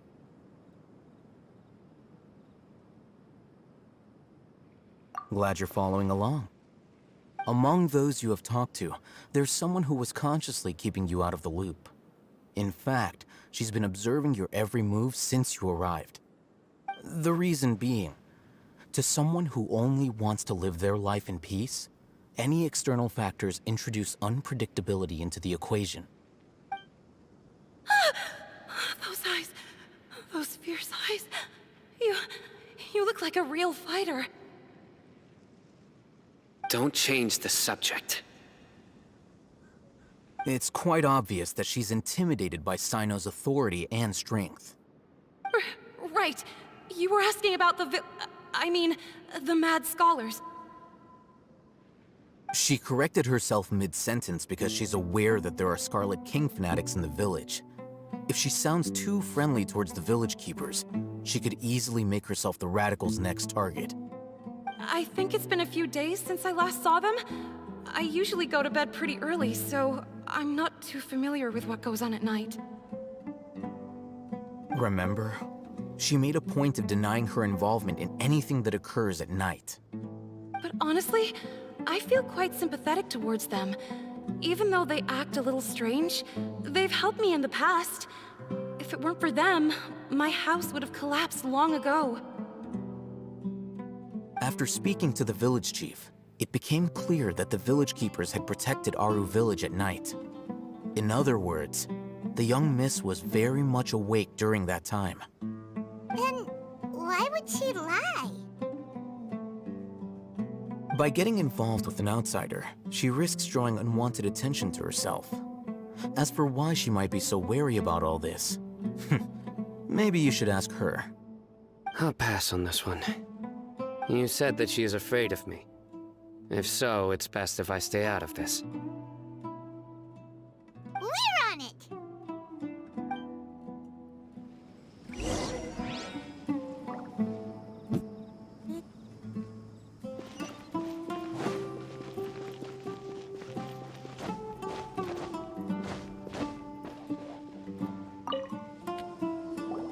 Miss Shawnee, as we discussed earlier, I've brought someone with me.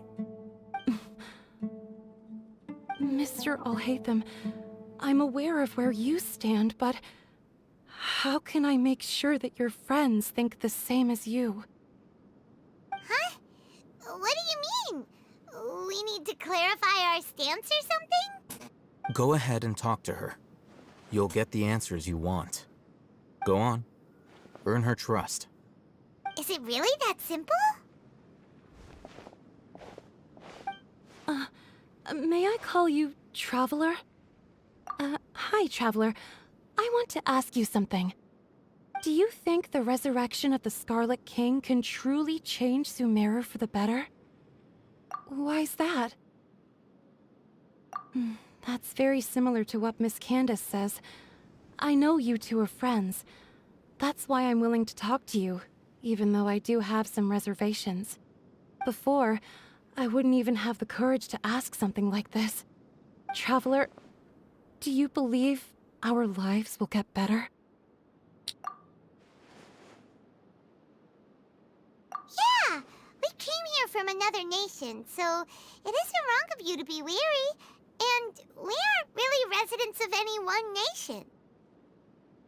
But even so, we've met lots of people from different places, and we've always fought for what we believed in. We have friends in Sumeru, and we want to help them. That's why we decided to stay here for a while.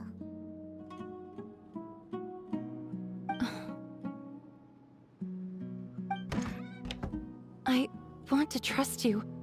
My apologies for posing my questions like that. To be honest, I didn't expect you to come back for more information.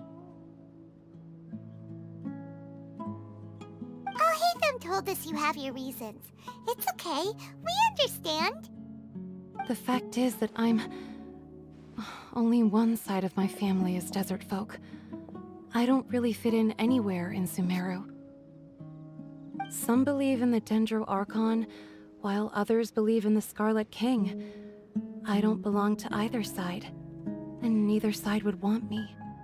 Speaking of which, the radicals mentioned that they despise traitors. Do they just think that anyone who's different from them is a traitor? Yeah. Some people can be so narrow-minded when it comes to bloodline and beliefs. It makes no difference what I say or how I behave. I'll always be suspected of having ulterior motives. Slowly, I just stopped talking to people. I pretended not to hear or see anything. All I want is to live my life in peace. And then it happened. The village keepers who had helped me disappeared with no explanation, and I didn't dare breathe a word about it to anyone. Until now. You can tell them. I'm sure she'll keep your secret. All right. I'll tell you what I told Alhaitham. I actually have a sharper sense of hearing than most. Sometimes, I hear strange crying sounds in the night. There are ghosts? Perhaps. I'm not sure. It's faint, but it's definitely the sound of crying. It comes from far away in the distance, and always carries very raw emotion. It used to be louder and more frequent, but ever since you arrived in the village, it doesn't seem to happen as often, and when it does, it's much quieter. I have to focus really hard to make it out. I confirmed this with the guards on night duty. They also have someone with a good ear, and he's heard similar sounds at night. But, because we're in the middle of a desert, he would rather believe that they are the cries of beasts than ghosts.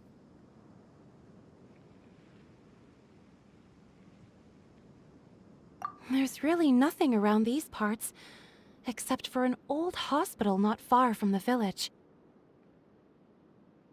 I think they used to use it for treating Elazar, but it's been abandoned for years. Yeah, let's go!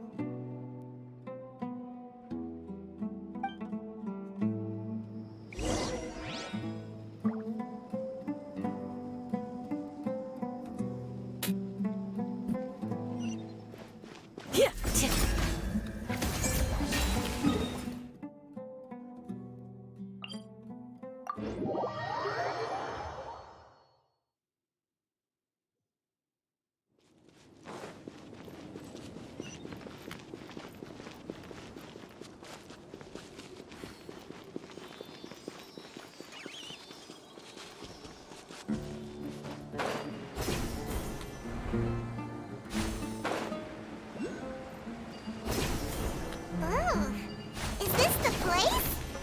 Ah! Monsters! Watch out! As one with wind and cloud!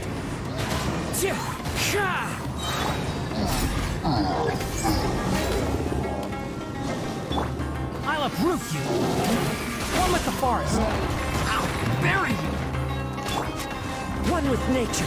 Let the clouds hide! The birds come! We shall prevail! Futile! Judgment is upon you! You stand condemned! Your penance is due! You stand condemned!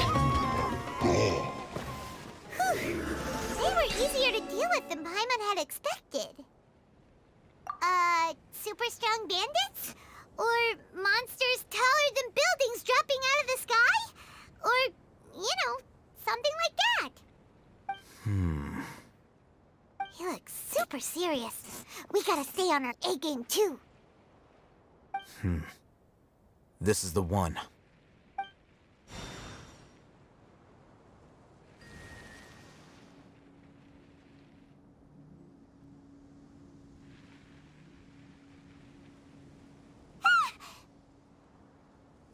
Let's go in and take a look.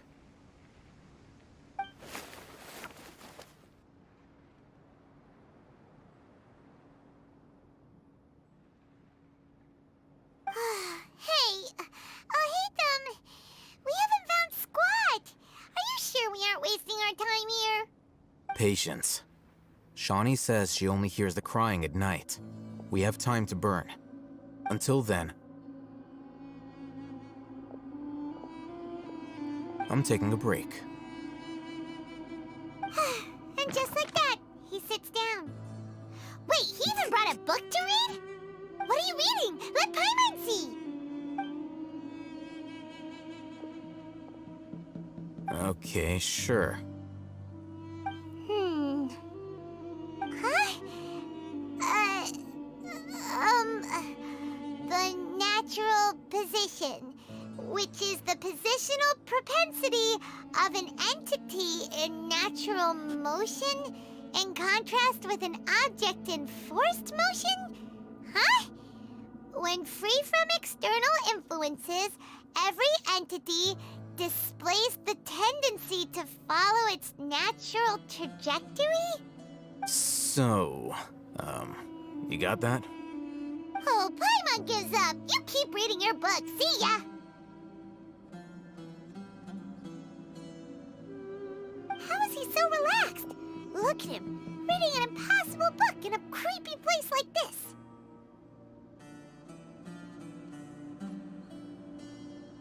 Hey! Paimon's your Tibet travel guide. Paimon knows plenty of useful stuff already. And anyway, it's not Paimon's fault that the books people read in Sumeru are so complicated.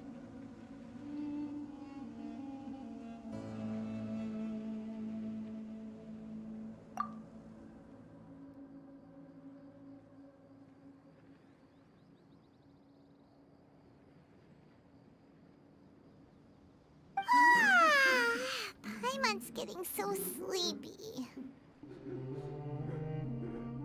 Huh? What was that sound? There it is. It's coming from that direction. Is the sound coming from here? Huh. Paimon's not seeing anything.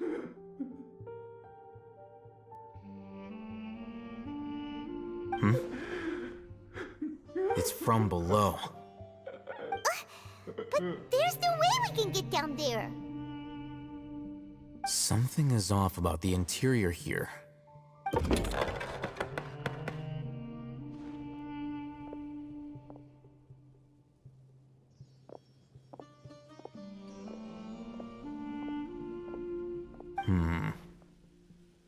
As I thought, there's a hidden structure. Wow. It's like they tucked another hospital into this one. Oh, it looks like there are other mechanisms around here. Let's keep exploring.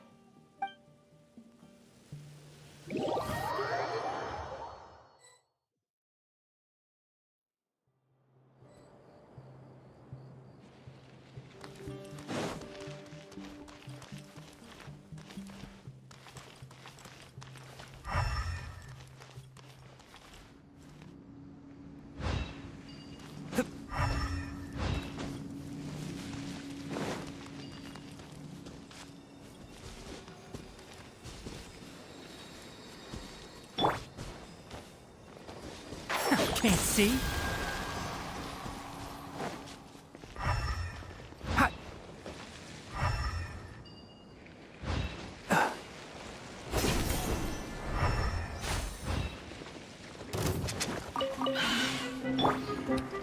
Into the wind.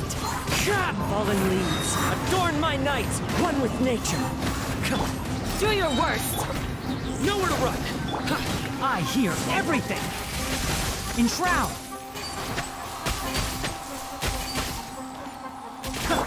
Futile!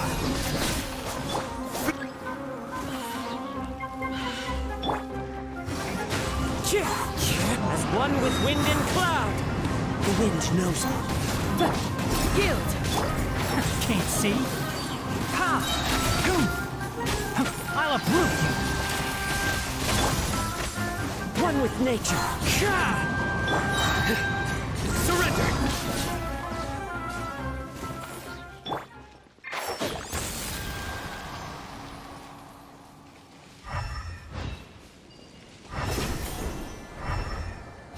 That's close enough. Into the wind. Flee! Sugar! Enshroud! I'll be back. I'll be back.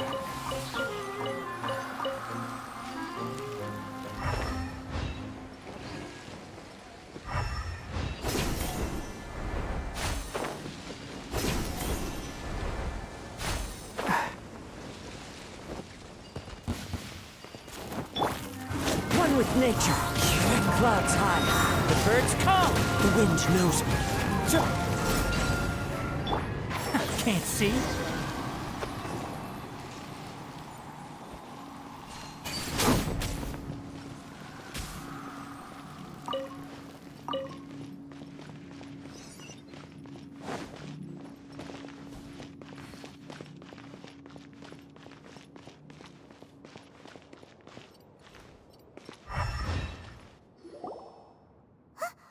Look, there's someone over there. Good idea. Let's approach him slowly without alarming him.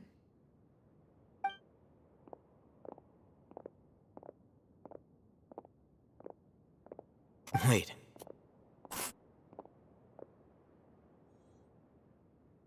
You're...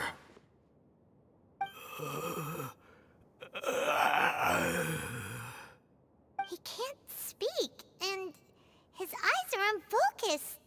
But he looks too young to be anyone's grandfather. Also, why is he the only one here? Didn't expect to see him here. You know him? He's Razak, a senior of mine at the Academia. He's a scholar too? Is he the kind that holes up in a forest and mumbles stuff about training? No. And that's the problem. Razak was never involved in any of those things. He never trained in the forest, let alone reach Satyavada life.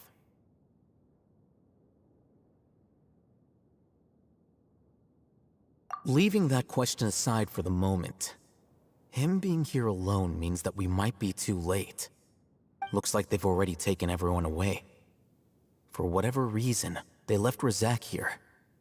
Perhaps they simply didn't have time to come back for him. There are drag marks on the ground. They're clearer by the doorway. Someone was forcefully drawing a cart that was loaded with something heavy. Loaded with people? That is one possibility. It looks like they were in a hurry, as if they were afraid of being caught. In their haste, they failed to notice Razak hiding in a corner.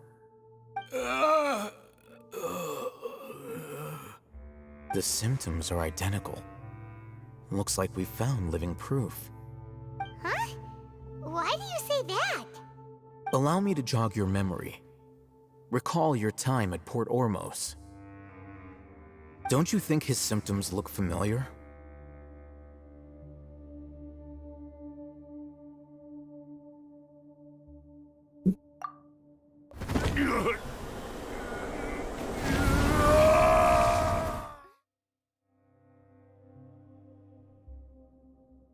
Oh, now that you mention it, they're acting the same way. Correct. The Academia is behind all of this. It isn't difficult to deduce their rationale. First, the Academia spread a false rumor of the Scarlet King's resurrection, emphasizing the role of the Village Keepers, the mad scholars who were exiled to Aru Village. These rumors were all the persuasion that the Radicals needed, and those based in Aru Village leapt into action. Unbeknownst to them, of course, through rounding up the scholars, they were actually helping the Academia. As well as being able to exploit the Radicals for their own ends, This scheme has one further advantage to the Academia. All the risks and responsibilities are offloaded onto the Scarlet King's followers. Life for the Desert Dwellers has been brutal ever since the Scarlet King's death all those years ago. Beneath the surface, feelings of desperation are widespread. Many would give everything they have for the prospect of something better. Anyone looking to exploit that for their own ends simply needs to make a few empty promises. Even if complications arise, people will see that those involved are all followers of the Scarlet King and look for no further explanation than differences of belief.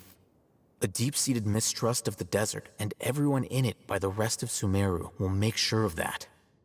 The notion of an Academia plot wouldn't even cross their minds. It may seem like a simple strategy, but it is able to work wonders under Sumeru's current circumstances. Oh, that makes a lot of sense. It's in line with the village chief's theory, too. But there's still one very important question. Wasn't it the Academia that brought the scholars to Aru Village in the first place? Why does it want them back now? Throughout this process, one thing has changed: the scholars' identity. First, they were scholars. Then, they became lunatics. After that, they were exiles. And finally, they become missing persons. An exile is still patently a living, breathing human being. But when someone becomes a missing person, that is brought into question. If you can't find someone, you have no way of knowing what exactly happened to them. That makes missing people an ideal resource. Resource? For what exactly? One possibility is that the information in their brains could be extracted into knowledge capsules. Extracted? You mean canned knowledge comes from people's brains? With the technology of the Sumeru Academia, it's entirely possible. Perhaps the process caused them great suffering, which is why they cry out in the dead of night when no one is watching them. So, the human brain... Nope, nah, Hyman doesn't want to think about this. I'm the Academia scribe, after all. I'm familiar with their projects. Anyway, judging by Razak's state, the contents of a divine knowledge capsule were extracted from his mind, but something went wrong in the process. Or perhaps his curiosity got the better of him, and he used such a capsule for himself. Hyman's a little confused. Can they just use anyone's brain?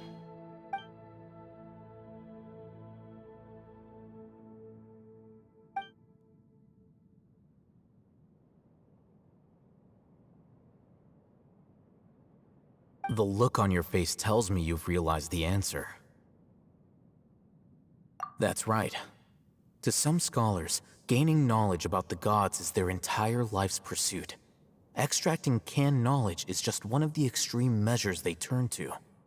However, I can't help but wonder, what do they seek to gain from divine knowledge?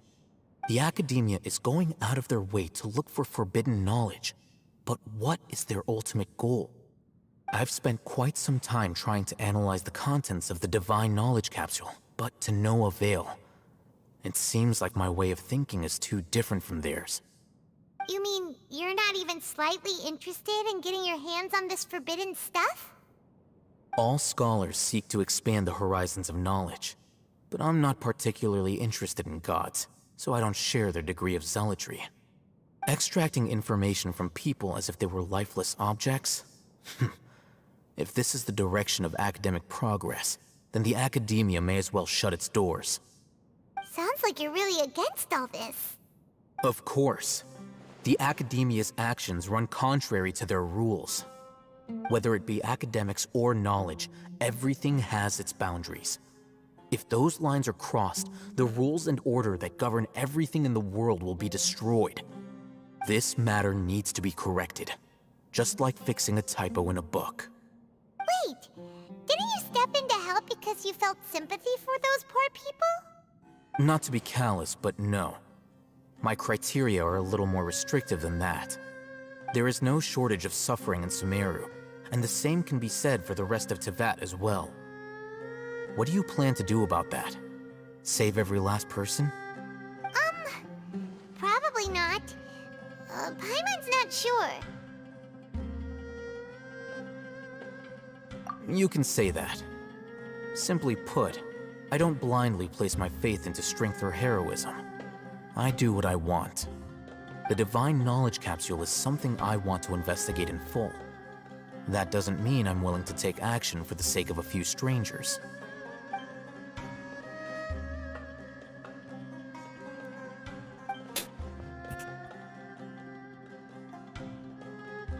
Paimon's been wanting to say this for a while. There are a lot of bad guys in the academia, but you're not one of them. You're their weirdo. You're probably right. Though I must say, I quite enjoy this feeling of being the odd one out. Uniqueness is also an asset, is it not? Wow, that's a great way to think about it. Paimon's really impressed. If only Miss Shani had a similar mindset, her life would definitely be a lot easier. I'm just a more likable person than her in general. There's nothing more to it than that.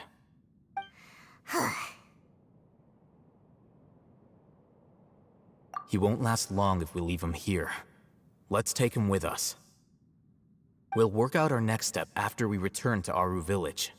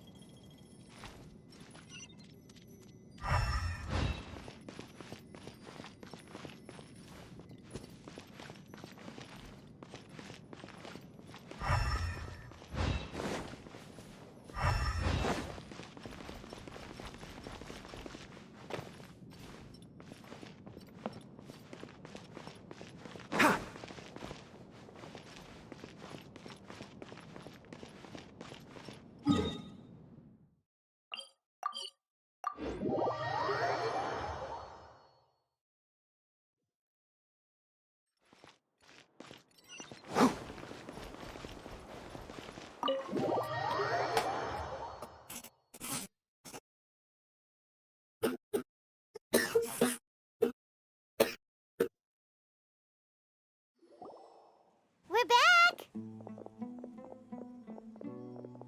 You must be tired. You should rest and take some water. What's the situation? Who's this?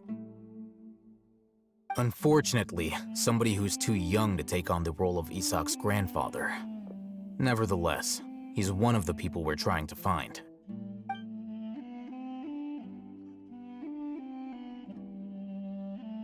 So, at one point in time, the abandoned Elazar Hospital served as the Academia's site for extracting divine cant knowledge.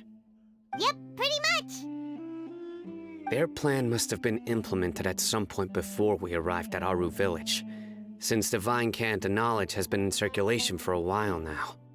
Yet, they fled once we were headed to the village, almost as if they knew we were on their trail. Why is that? Yeah, why is that? We may have a mole in our midst. One of us could be secretly revealing our whereabouts to the Academia. Huh? Are our friendships that shallow? Looks like none of you have realized wherein lies the issue.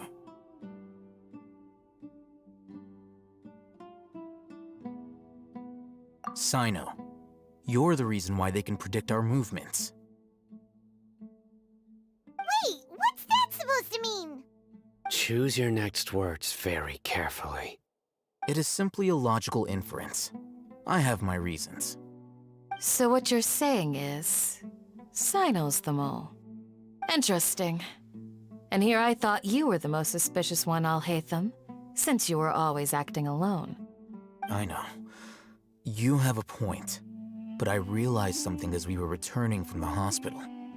Sino isn't like any of us. What are you trying to say? Do you still remember who you are, General Mahamatra? As a Matra, you are no doubt privy to certain kinds of information.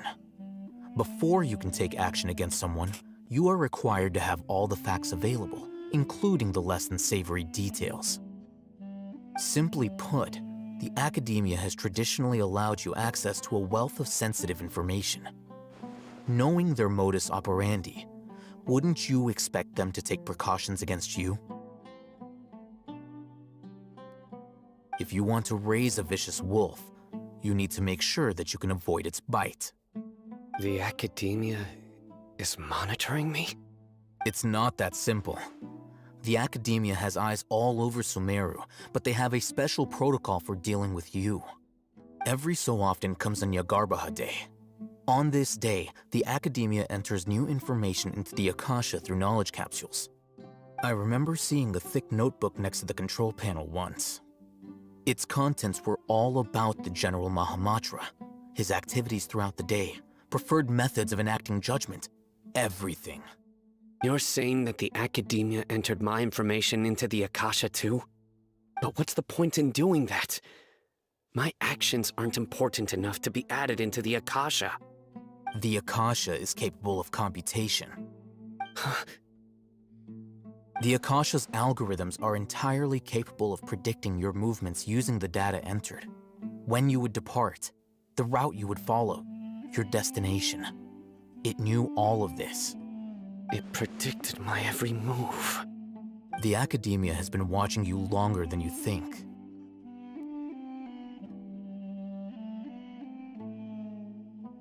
So that's how it is. Sino adheres to his principles so strongly that he's actually a thorn in their side. Tenacity of will and steadfast faith are worthless to the academia. They need scholars who are easily pliable and mindlessly go after anything they can profit from. Sino, don't take it to heart. This just proves how much of a trustworthy ally you are. They escaped because of me. Don't blame yourself. It's not like any of us would have known.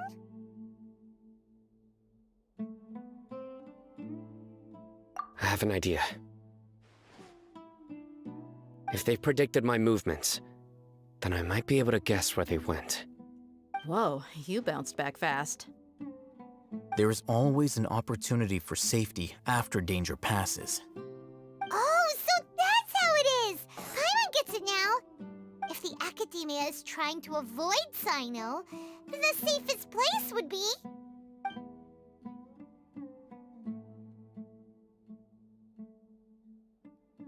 Yep, that's right!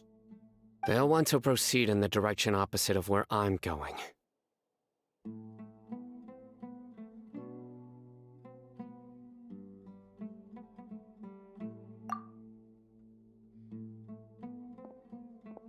I must go. There's also something I want to investigate. Let's go, guys! After him! Please, wait! I want to go too! You want to go too? If so, you have to promise you'll stay safe. I want to find Grandpa. I promise I'll be careful and not cause any trouble. Everyone, I leave him in your hands. Yay! Let's go! Remember to pack some food with you! Paimon feels like we're missing someone, though.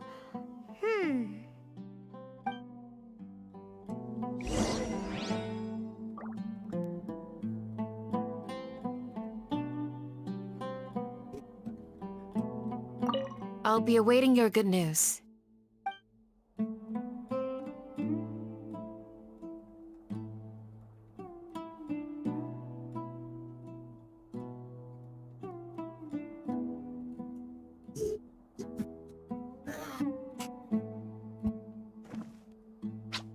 Huh? Huh?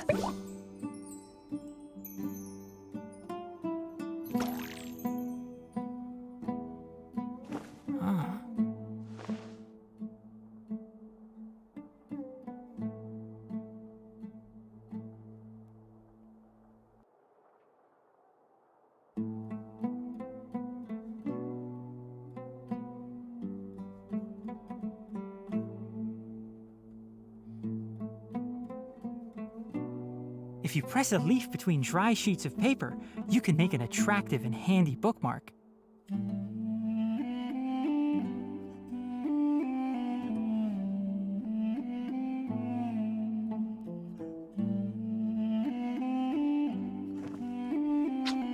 Huh?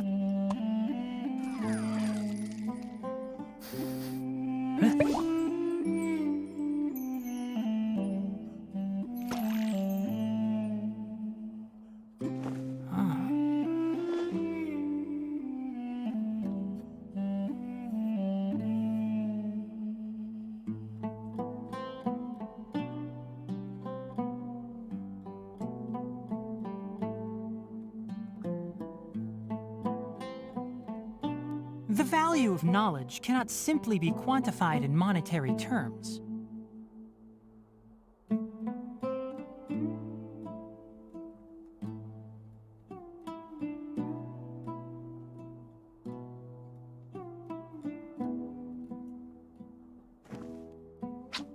Huh?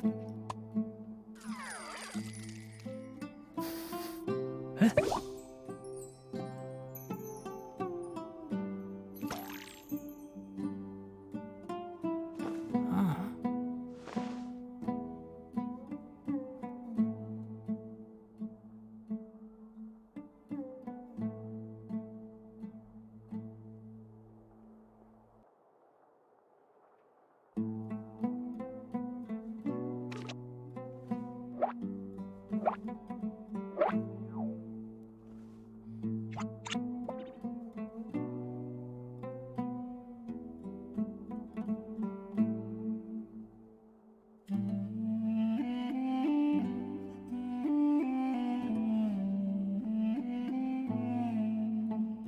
If you press a leaf between dry sheets of paper, you can make an attractive and handy bookmark.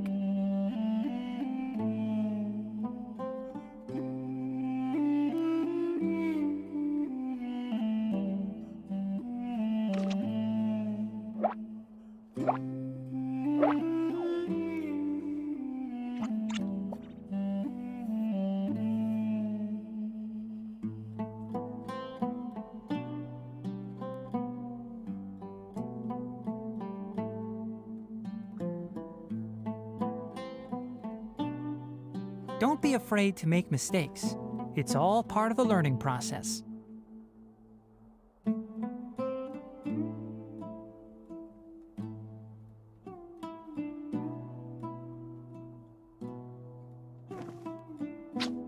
Huh? Huh?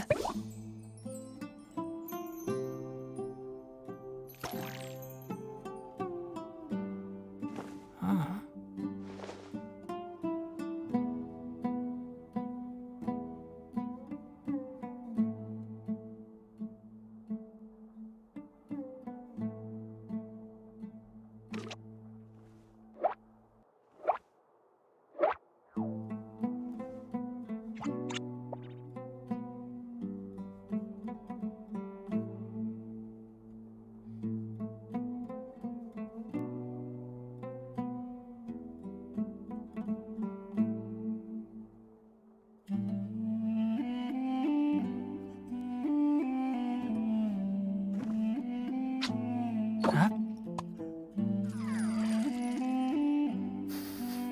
Huh?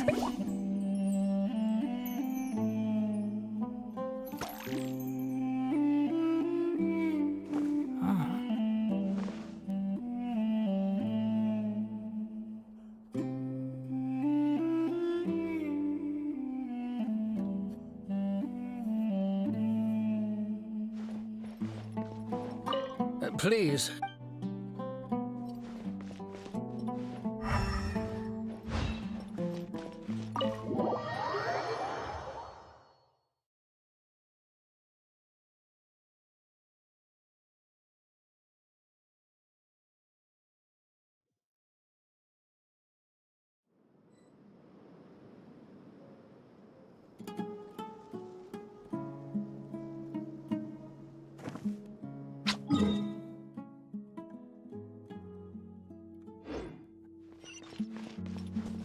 Keep up.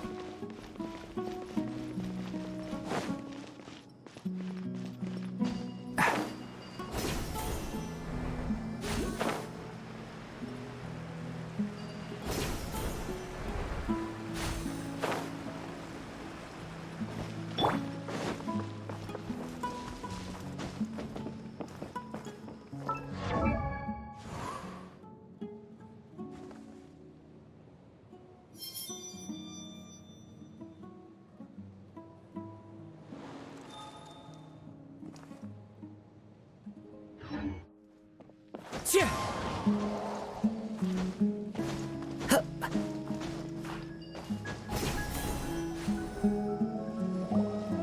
So, where do we go from here?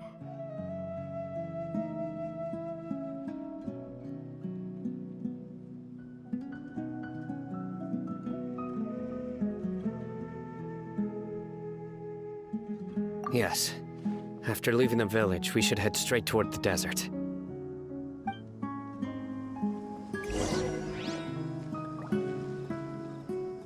I know the desert like the back of my hand. Is that because you play here a lot? Yep. One time, Grandpa almost got lost in the desert, but I was the one who brought him back.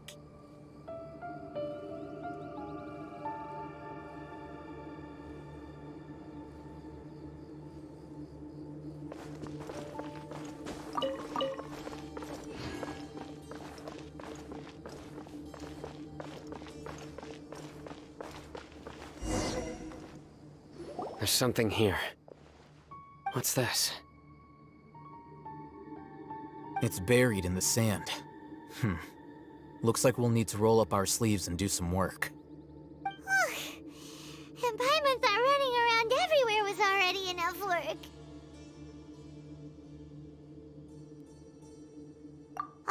Okay.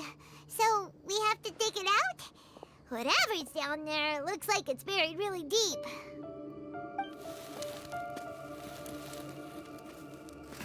These are likely fragments of an Academia-developed device, something akin to a headset. Looks like there were more than one village keeper. They must have been escorted this way because there are device fragments scattered around here. Let's split up and search the area. Chances are that we'll find other things nearby.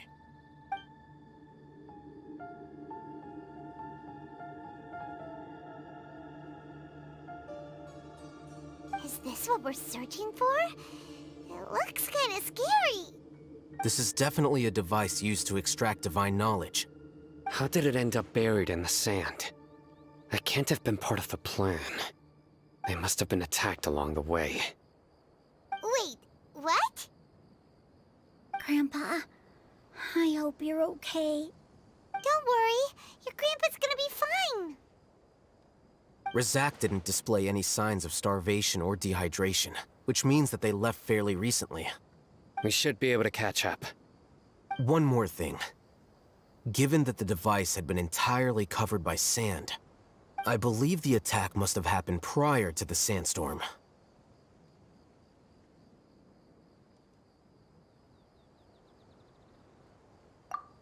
Let's keep going. They can't have gone far.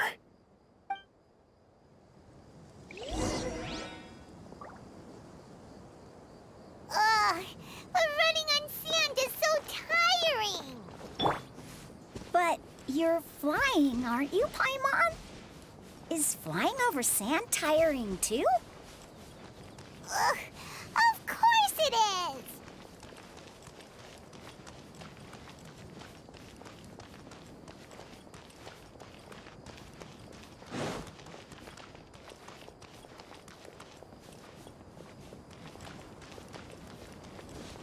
Voices, over there. It sounds like an argument. Whoa, you have really good ears. Don't get any closer. They'll notice us. Dia's talking with the Eremites?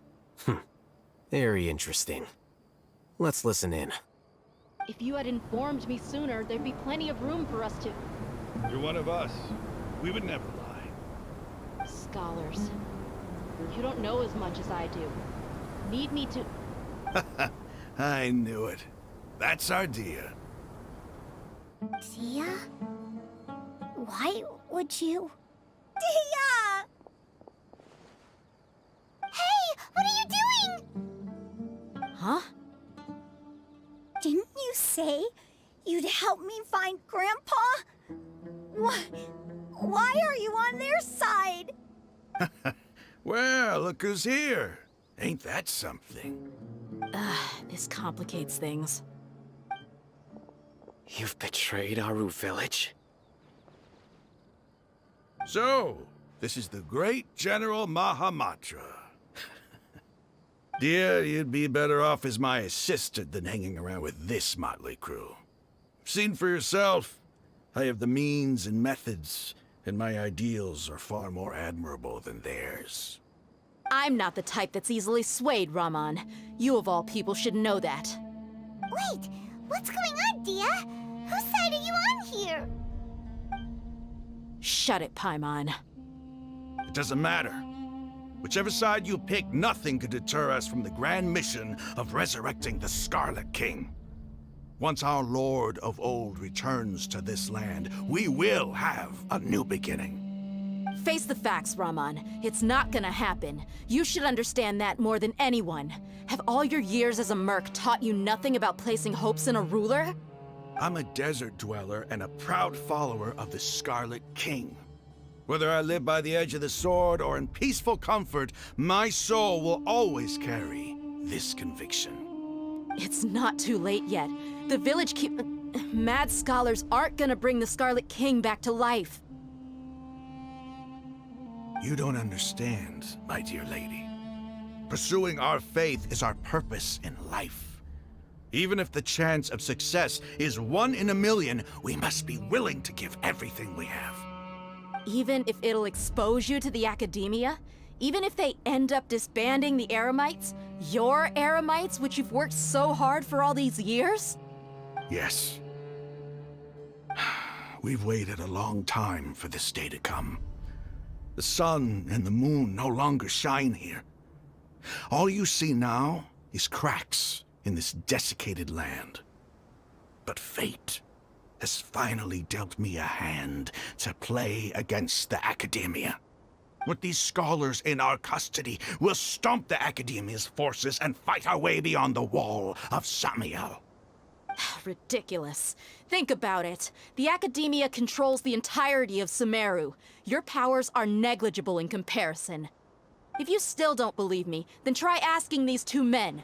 They're also against the Academia, but neither of them are as arrogant as you are. They look more like pawns of the Academia to me. Why would I listen to anything the people of Greater Lord Rukkhadevada have to say? Filthy traitors. Your god abandoned all honor and betrayed the Scarlet King. We desert dwellers will never trust the likes of you. It's impossible to communicate with someone so hostile. Perhaps we should. Do you really believe that by kidnapping the scholars, you'll be able to negotiate with the Academia?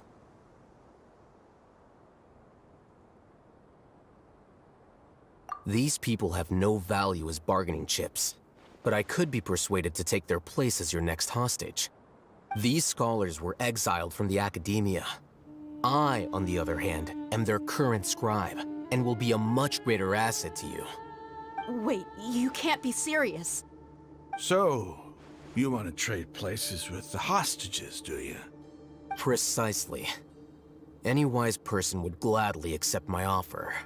What are you thinking? What if they decide to kill you instead? Well, that would be bad luck for me.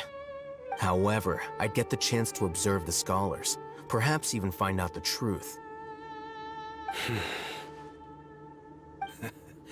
Think you can talk me over with that confident look of yours? I'm not trying to persuade you. I'm using this as a means of joining forces against the Academia.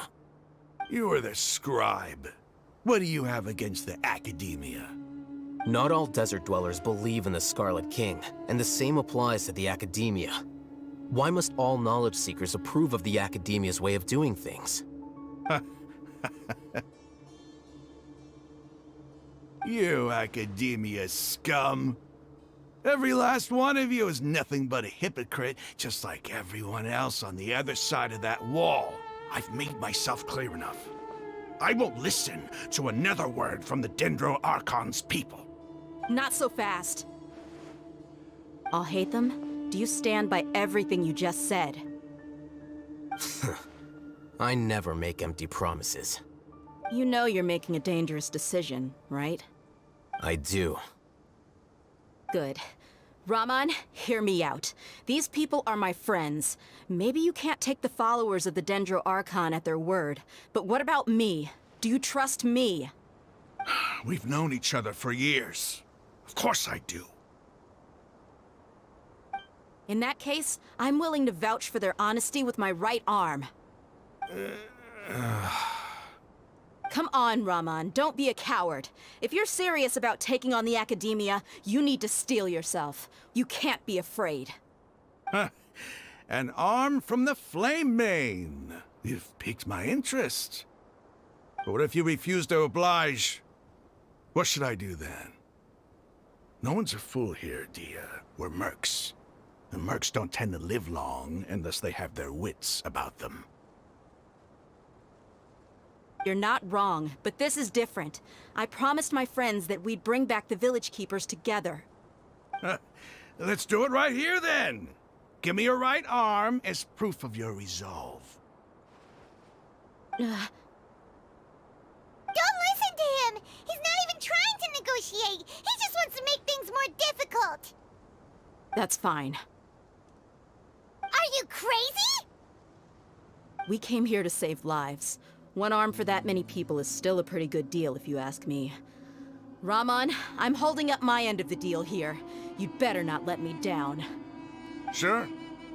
Go ahead and cut off her right arm.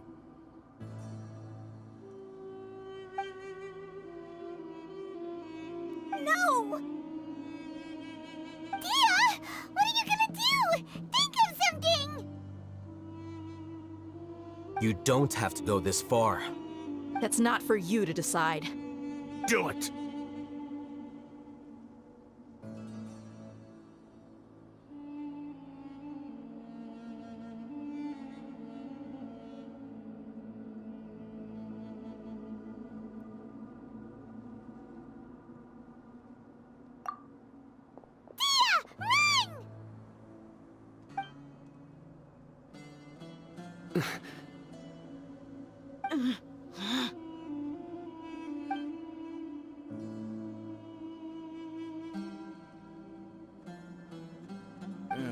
Stop!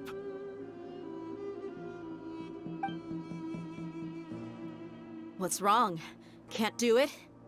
Flame Mane, you and I are both desert folk. Cutting off your arm is no different than cutting off my own fingers. Where's the sense in cutting my own kin to pieces? You've shown me that you're serious. Go on now, take your friends and leave. Meet me in the desert at noon tomorrow.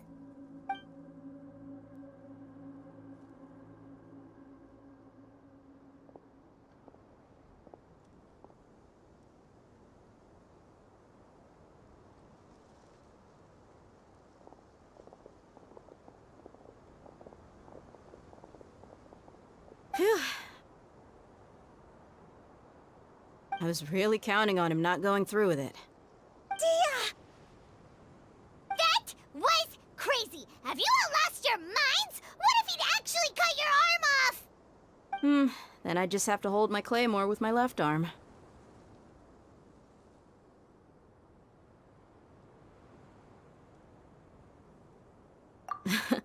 Okay, I'm sorry. But sometimes when you're out on a limb, you gotta double down to seal the deal, you know? Don't ever make a promise like that again. I can deal with the likes of them. If it came down to it, you would not lose to them either. I don't doubt it, Sino. But this is about more than me and them. There's a lot more where they came from. Even if we got rid of one bunch of radicals, there are others out there. Wiping them out would do more harm than good. As you wish. I'm sorry, Dia. I should have stayed put and listened. I should have trusted you. It's okay. I promised you I'd help find your grandpa, so I'll do whatever it takes. Whatever it takes? You just might be scholar material. Huh? Are you serious? The Eremites once said that I was a lunatic. Perhaps a little madness is essential to be successful in research. Why does it feel like he's using his praise for me as an excuse to brag about himself?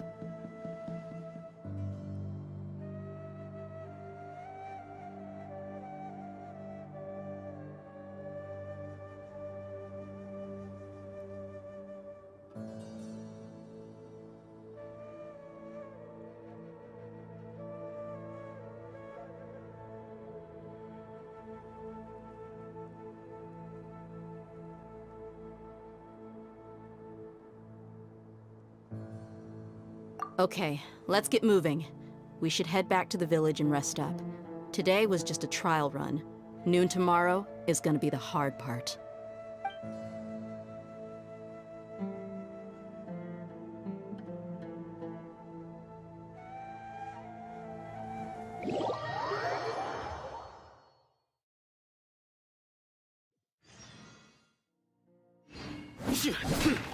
Nowhere to run!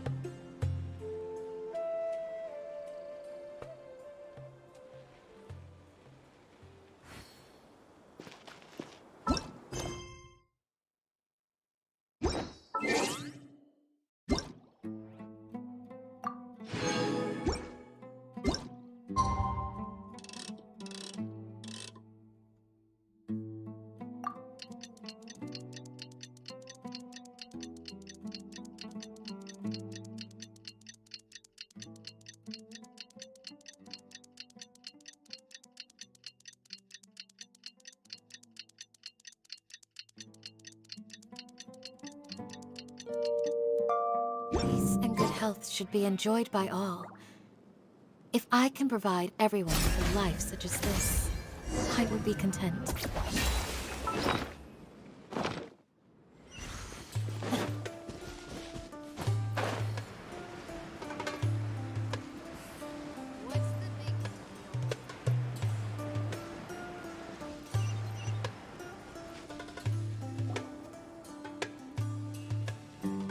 You're all here so early. Looks like we have everyone here. Isak, are you sure you want to come with us? I'll watch from a safe distance. Dia, I want to be there to bring Grandpa home. Okay, let's go then. Dia, wait. What's the matter? I heard that you were quite reckless yesterday. No more of that today, understood? Or I'll be very upset with you. Fine.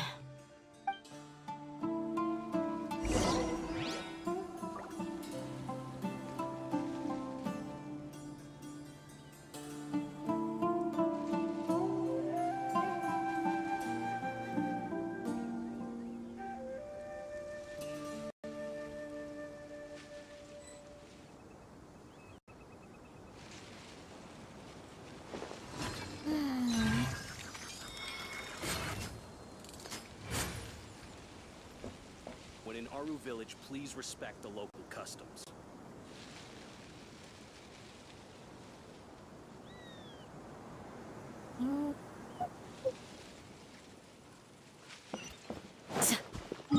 What? What?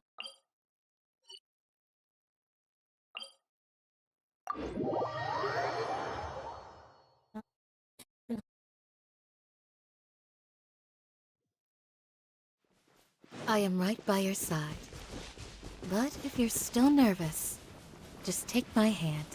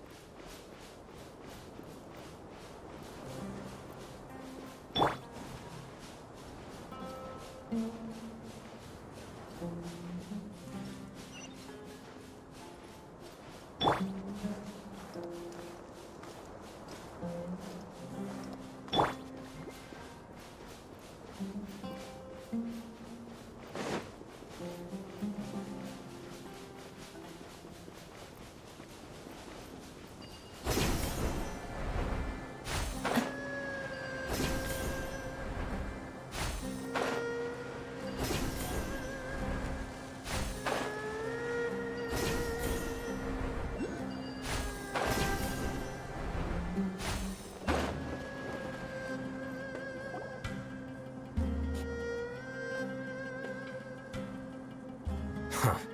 They got here before us. Uh-oh. Is it because Paimon overslept by 5 minutes and held everyone up? Is everything ready? Absolutely.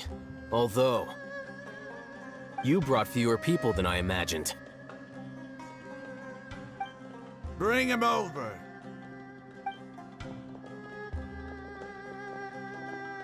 Grandpa!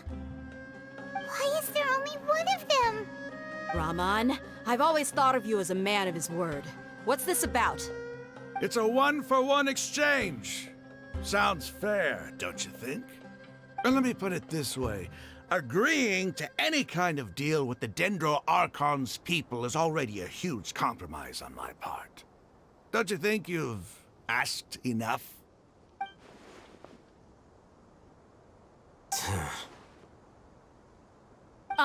You stay right there!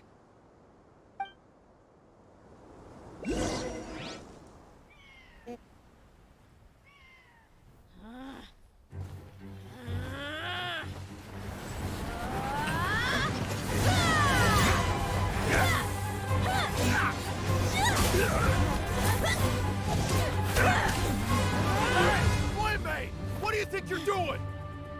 Grandpa! Don't you see this blade here? You coward! Why are your hands shaking? Wait a second! It's a earthquake! Grandpa!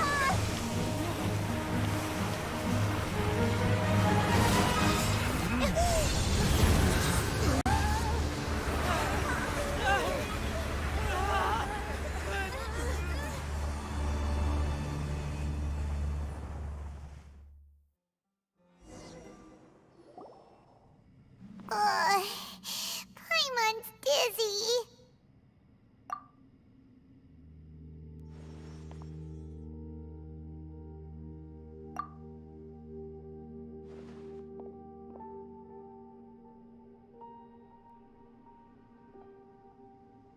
This day's going just great. What a nuisance. The sand dune collapsed.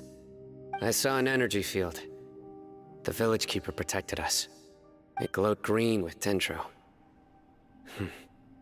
Just like you said, it may well have been the remains of Lesser Lord Kusanali's power inside the scholar's body. The Dendro Archon. The present one. Grandpa? Grandpa? Oh no, he's getting confused again. Hey, look around you. Did there used to be a temple here?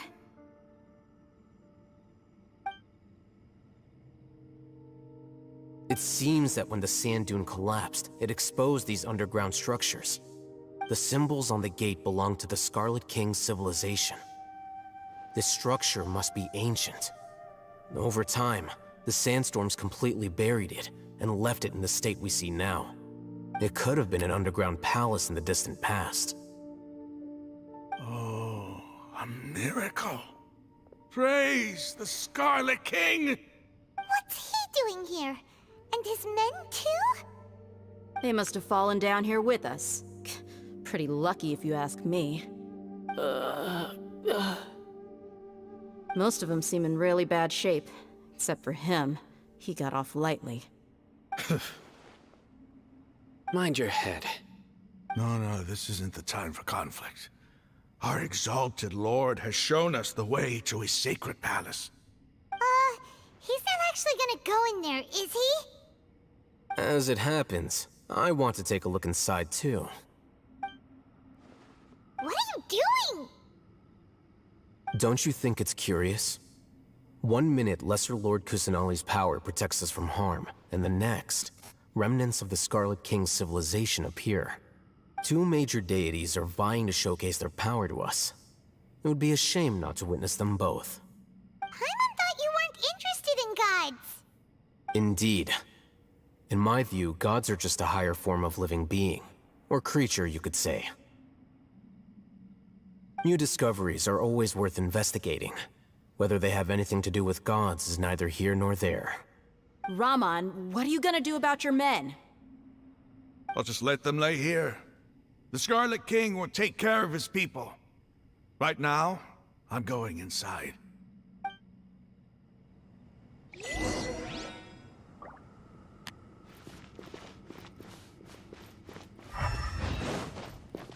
Grandpa? Grandpa?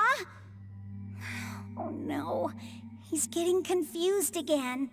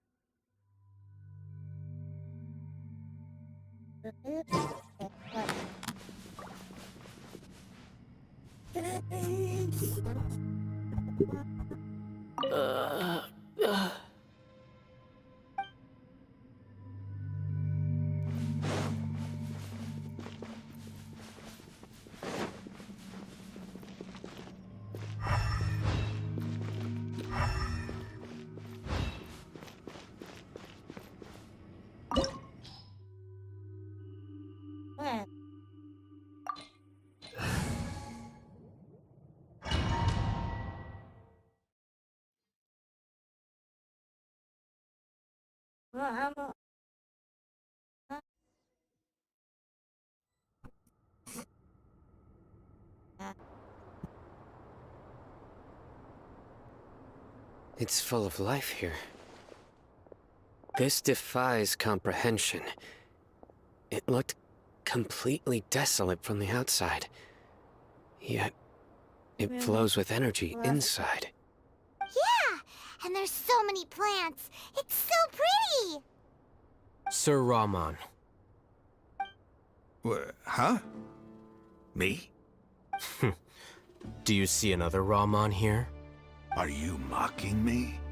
What do you mean, sir? Interpret it however you want, but there's something I'd like to draw your attention to. While this structure is clearly left over from the Scarlet King civilization, the energy that flows in here is that of the Dendro Archon. Whatever you say. It's not like I have a vision. There's nothing to be angry about. Think of this as an academic journey. It does seem kinda strange. If that's true, then we might have to explore this whole area to find an explanation.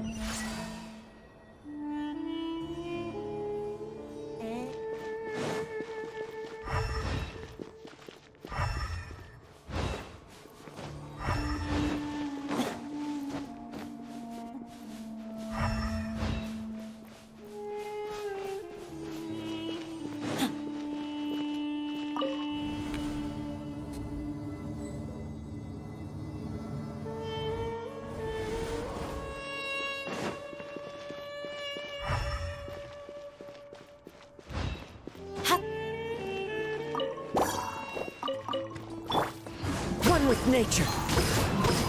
The wind knows it. Fallen leaves adorn my night. Do your worst. Enshroud.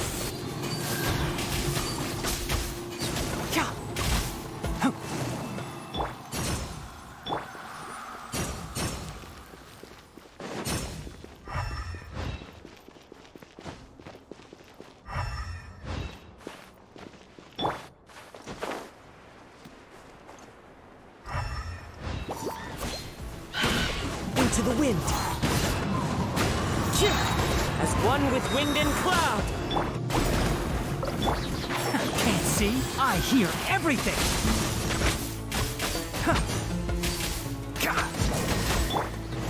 Flee!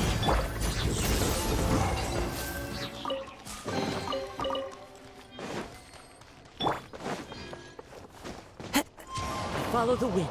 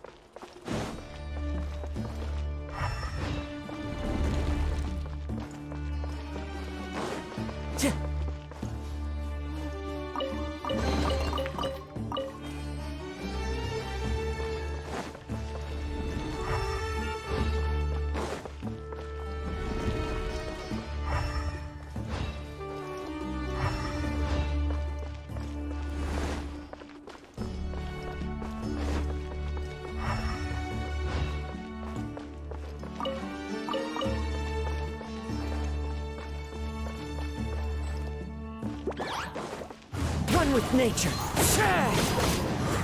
The wind knows me. Clouds high. The birds call. Yield. Enshroud.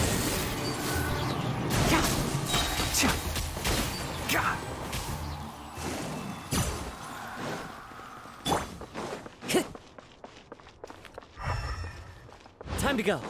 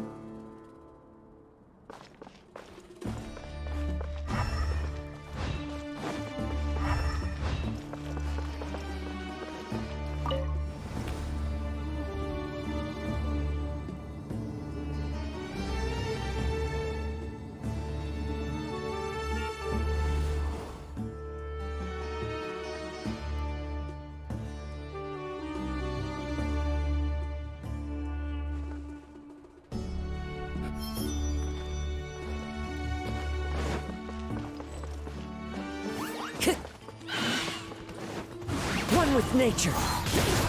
The wind knows me. Falling leaves adorn my night. Do your worst. Can't see. I'll uproot you.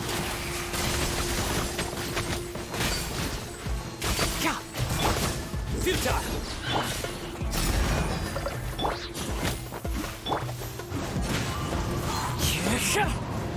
Into the wind. Yield.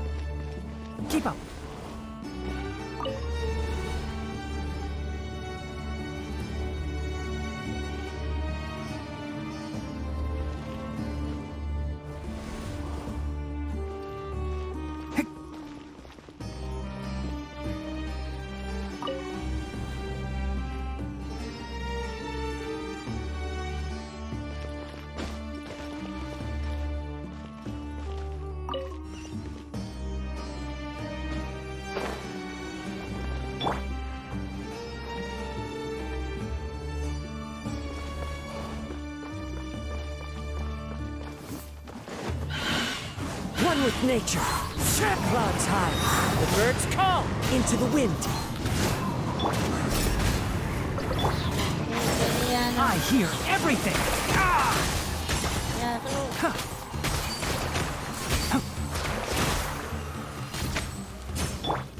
Nowhere to run! Do your worst! The wind knows me. One with the forest!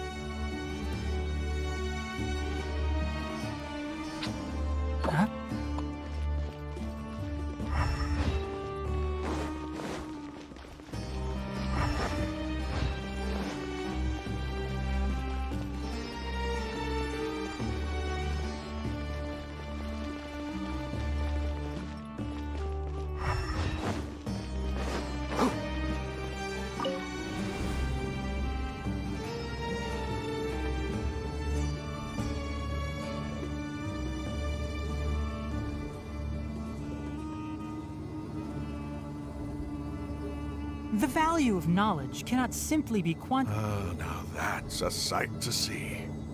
The Scarlet King's splendor surrounds us. There's so much vegetation here. It's different than what I expected. Sure are a lot of plants for a desert. That's what I call divine providence of the Scarlet King.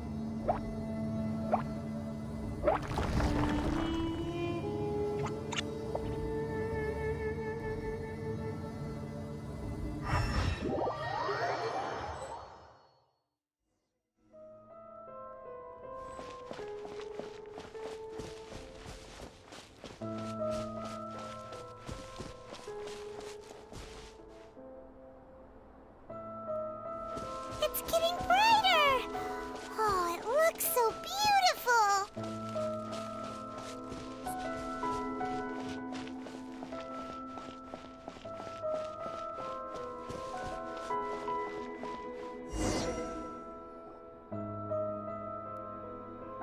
Wait. What's that?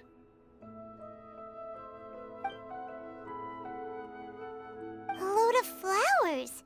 And it looks like there's something among them.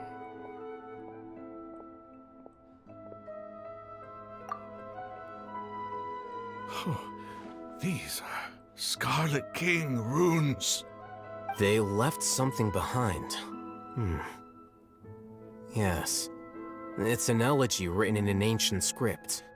What does it say? Here lies our faithful priest Kasala. His wisdom is a miracle among the people, deserving of high praise and admiration. You can read ancient Scarlet King script? Of course.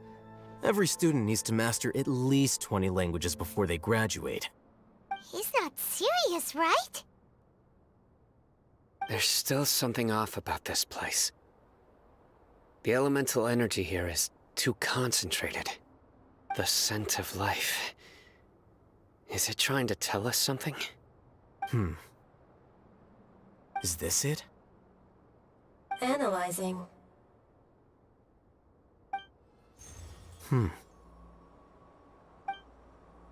There seems to be a hidden message among these skeletal remains. Excellent. There's a device from the Scarlet King's civilization in this gravesite. I'll transmit the information over and project it for everyone to see. Isn't sharing knowledge against the Academia's rules? Yes. However, under the circumstances, I'd prefer you to see this for yourself. You'll understand after watching it.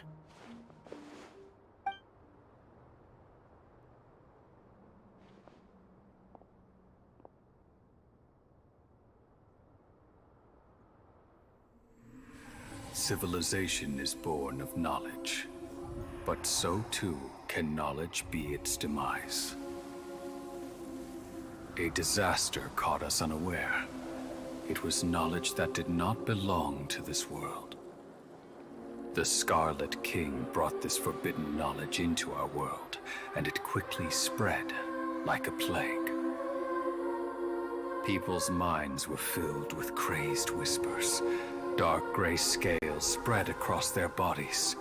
Even the land was stripped of its vigor. Only a desperate, deathly silence remained. Were it not for Greater Lord Rukkhadevata from the forests, the damage would have been irreversible. She summoned the priests to build temples and infused into them the divine power of life. The disaster was miraculously tempered, and the embers of our civilization were preserved in Aru village. Alas, the miracle could not last. As long as forbidden knowledge continued to exist, it would forever blight this world. In the end, the proud king of the desert, my eternal lord, chose to sacrifice himself. I have spent my whole life since guarding one of these many temples. But now, my duty is coming to an end. As I close my eyes for the final time, the sight of that noble deity will appear in my vision once more. In helping the Scarlet King to eradicate forbidden knowledge, she exhausted her strength, and her form became that of a small child. How strange. Now that I think of her, I no longer have any fear of death, for I sense that the spirit of life will abide with me during my eternal sleep. Children of the desert, cling no longer to past grievances, but hold tight to the memory of this act of benevolence. What was that? The priest's memories. No, impossible. Greater Lord Rukkhadevata. So the former Dendro Archon and the Scarlet King were never enemies at all. But this doesn't make any sense. The Dendro Archon's followers, they're clearly... Was that the former Dendro Archon? She became so tiny in the end.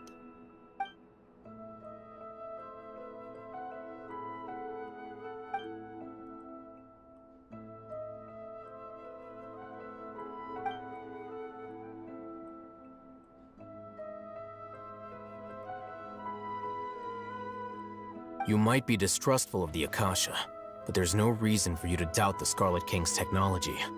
You've just witnessed his priest's last words. I've never heard about any of this before. The surviving followers of the Scarlet King all gathered in Aru village. Our god did not make mistakes. We refused to believe any of the rumors. The Scarlet King's death, the all but total annihilation of our civilization. It was all Greater Lord Rukkhadevata's doing. We saw her as nothing more than a traitor, who stabbed us in the back in our moment of crisis. Just like us humans. Fighting, feuding, double-crossing each other to survive in the desert. You were blinded by your prejudice.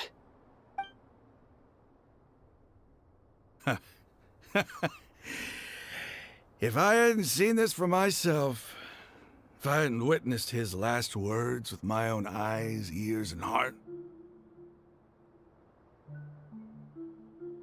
how could I ever begin to accept this? The truth is so far from what I've always known. Am I really supposed to believe that after all these years, all this time seeking revenge, suddenly now my enemy is my savior? Raman, that's enough. Give it a rest. You're starting to make a fool of yourself. Dia, tell me, my Eremites and I, what are we even fighting for?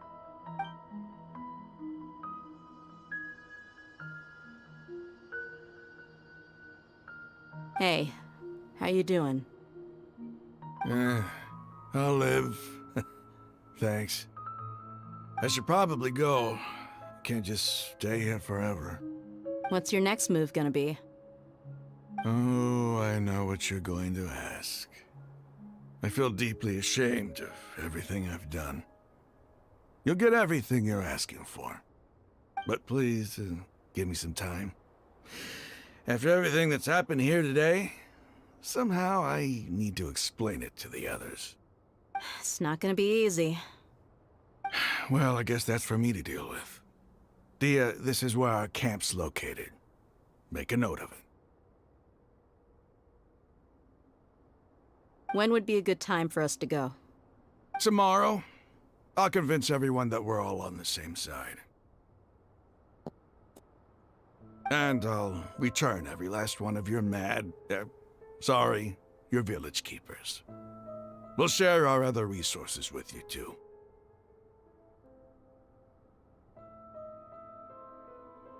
You seem to finally understand that our true enemy is the sages. Yes. The gods never gave up on anyone. It's the people responsible for all this that need to face the consequences of their actions.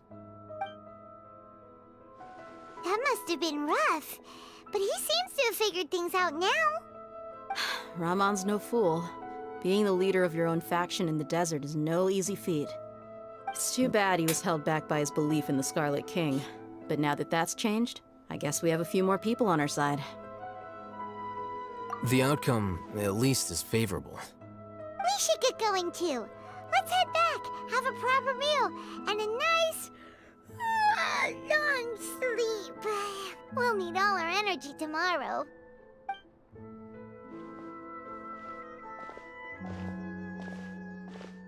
Sino, we're leaving! Stop yelling.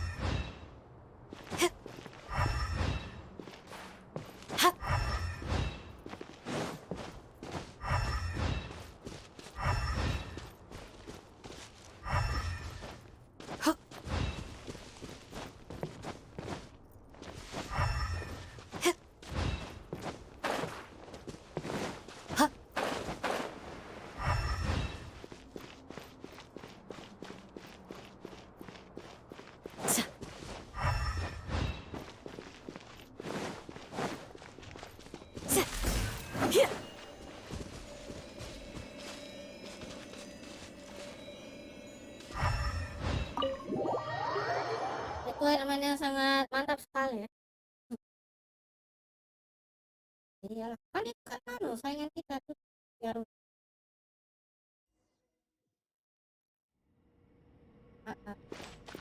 Iyalah, yang di media kan kalau setiap di apa tuh namanya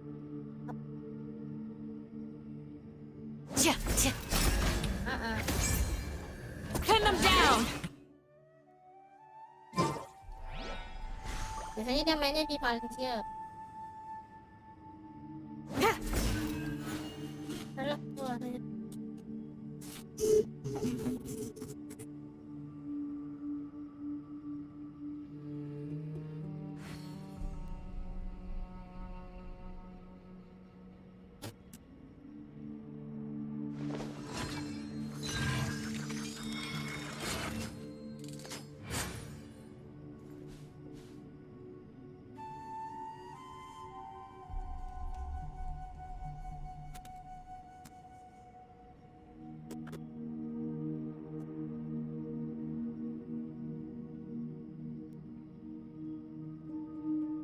A shield is not enough to protect the most important things.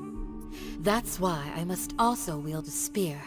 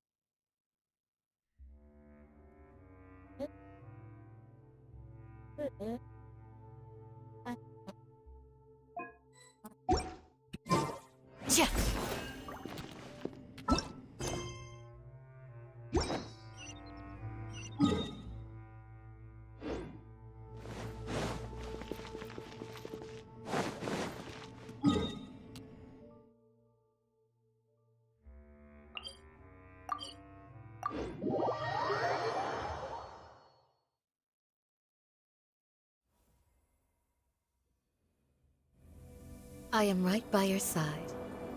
But if you're still nervous, just take my hand.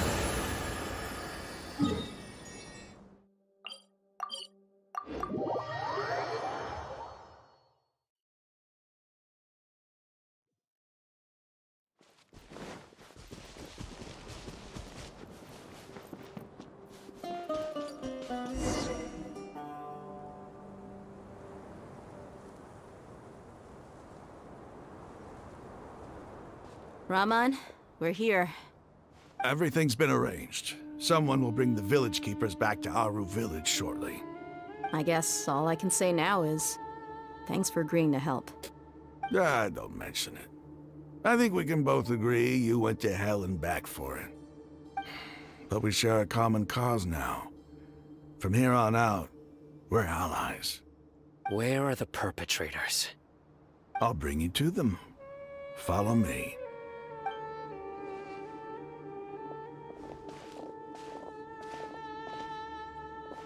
So these are the people who kidnapped the village keepers. Oh no, it's the scribe! There's no need to yell. No one can help you now. We've been all over the desert trying to find you! That's right.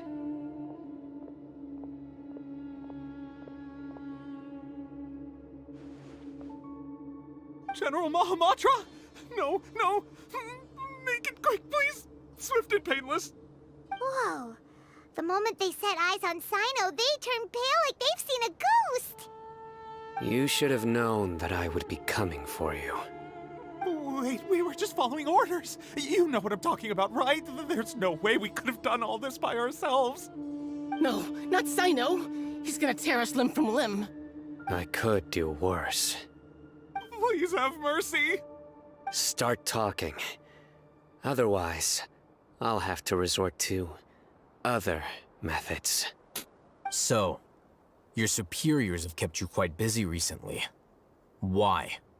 What are they trying to accomplish? They wanted to extract canned knowledge. Don't play dumb. You know what I'm really asking. They extract divine canned knowledge. Then what? I really don't know how to explain it. Well, you better start talking or you'll be sorry! You don't want to make things any more difficult for yourself, do ya?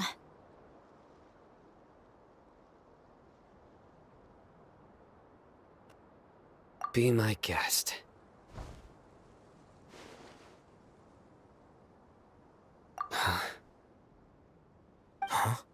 Uh-huh. That sure didn't sound like a fancy metaphor or anything. You're serious, aren't you? How did you know? There's no use hiding it now. Yes, you're right. The Academia is working on an important and potentially world-changing project. They are creating a new god. A god that will belong to them and to the people of Sumeru. It may seem as if Sumeru's academics are thriving, but ever since the death of Greater Lord Rukkhadevata, scholarly breakthroughs have been few and far between. The withering of Irminsul has been getting worse recently. The sages have tried everything they could think of, but nothing's worked. I'm always hearing them say things like, if only Greater Lord Rukkhadevata was still with us. Continue. And then, someone from the Fatui showed up. They called him the Doctor. He brought a gnosis and said he wanted to borrow the Academia's research facilities. The Doctor was previously expelled from the Academia. At first, the sages looked down at him in disdain. But when he said those words, everyone's expression changed. He asked them, "Do you wish to create a god?" This is what the arrogant ignorance at the extreme end of academia looks like. First, the Academia spent a long time constructing a divine vessel, which was based on an exquisite humanoid puppet. After that, they harvested dreams via the Zeb-Zerus Festival Samsara, maximizing the Akasha's output. With the Doctor's help, and the Akasha now functioning at maximum efficiency, they were able to use it to extract the power from the Gnosis and convert it into a divine core. Next, they decided that their new god needed to possess divine wisdom. For that to happen, they needed a huge quantity of divine canned knowledge. It adds up. But how do you determine whether the knowledge extracted is of divine origin? Call it an educated guess? The Academia has been trying to figure out the exact source of the Scholar's madness for centuries, but to no avail. Nobody can explain the cause of this phenomenon. Surely you can see what that implies, Scribe Alhaitham. If it's knowledge no mortal can comprehend, then it must be something only gods are able to decipher. In other words, it's the source of the God of Wisdom's omniscience and omnipotence.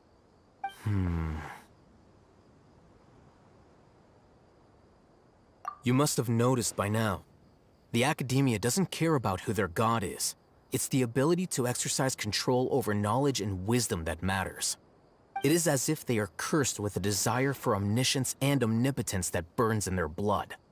Some organisms demonstrate phototaxis, and thus orient their entire lives in respect to sources of light. For the sages, their only source of hope is the existence of a deity who embodies the acme of wisdom. This is but a form of phototaxis. For many scholars, the absence of a god of wisdom means stumbling in the darkness for the duration of their lives. Then what does Lesser Lord Kusanali mean to you? Is she not a true god present in this world? If you already have a new god, why try to create another one? From the beginning, the Academia has never treated her as a god. When the Academia first discovered Lesser Lord Kusanali, the newborn god of wisdom, the sages hoped that she would be as wise as Greater Lord Rukkhadevata. But upon evaluation, they found that at the time, she possessed no more intelligence than any ordinary human child. The sages never had a ruder awakening. This forced them to accept that Greater Lord Rukkhadevata had indeed passed away.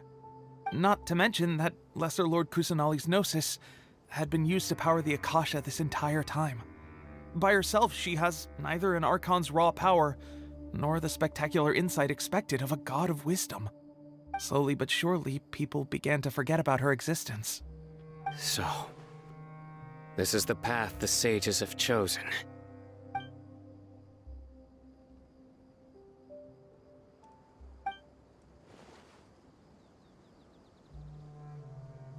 All right, let's try to keep our cool. If everyone's in a bad mood, then let's change up our scenery. Raman, give me a few men to help us escort the village keepers back to the village. And these two scholars, they're coming too.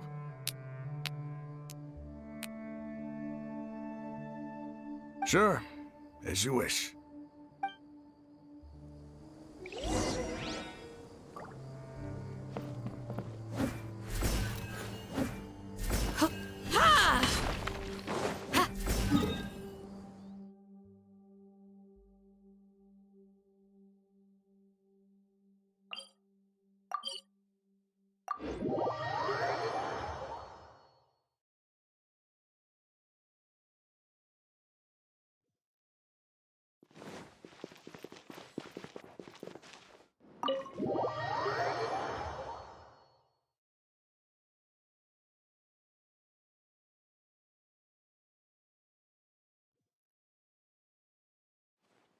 The village keepers you found have all been returned to their homes, and each one has a dedicated caregiver to look after them.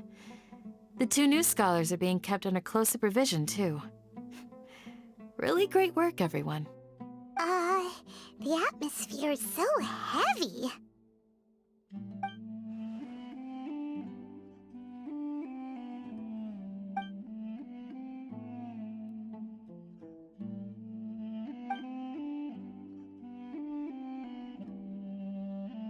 Hey! Say something! Stop spacing out! Come on, is there nothing left to talk about? In that case, let's all get some water and try to think about something else. Or I can go fetch some snacks. Oh! Paimon's so coming with you! Do you have any plans, Traveler? Gods above, you're not talking about work, are you? So you were still withholding some information?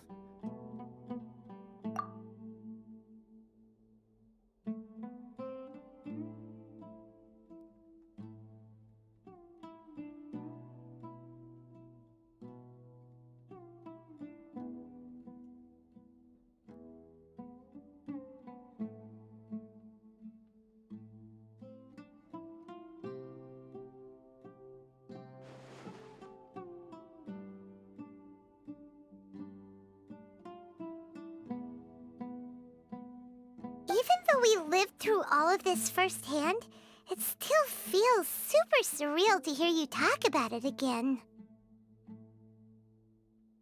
What a whirlwind of a story. I felt like I was holding my breath the whole time. It seems like there'll be more issues to face in the days ahead than I'd anticipated. Still, now's a good time to make our next move. Now that Raman's joined us, we'll be an even stronger team. It's time to make a plan. Indeed. These events are a flagrant transgression of the rules in every sense. We cannot allow it to continue. So, everyone, are we on the same page? Crush the sages and rescue our god. That is our ultimate goal. Well, let's brainstorm a little more about what other resources we can draw on. The next time we gather here, we must have a solid plan. Yep, it'll work out for sure.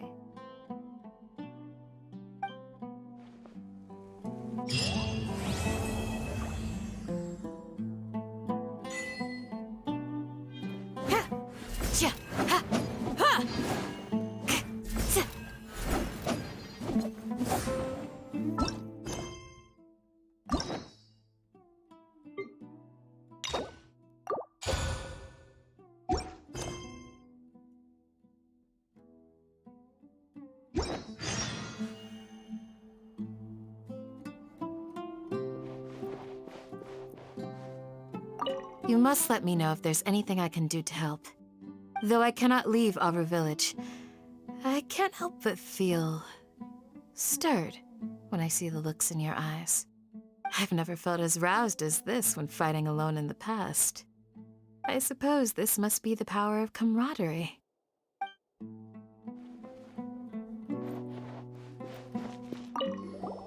Don't rush. This is a big undertaking, and the planning and preparation for what lies ahead will no doubt take some time. Take it slowly. We need to make sure the plan is as effective as possible. He's starting to read his book again. Hey, are you even listening? Would you like me to lend you something to read? No way! Your books aren't quite to Paimon's tastes. I was joking. I know my books are far too difficult for you, and I have no intention of lending them out. Ugh, you're so annoying!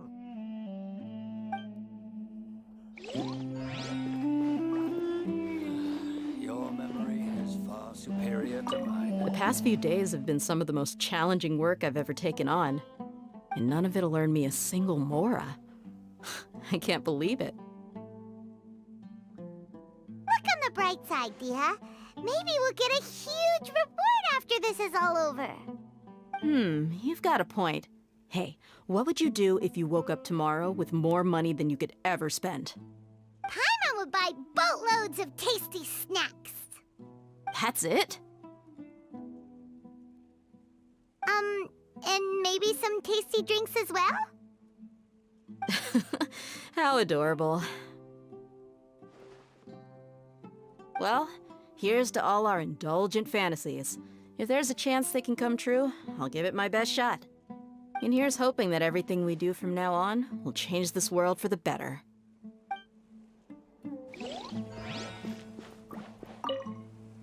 In the past, I never imagined that even the gods could suffer from hardship. If we can find a way to change all of this, will this nation become a better place? By the way, do you still remember?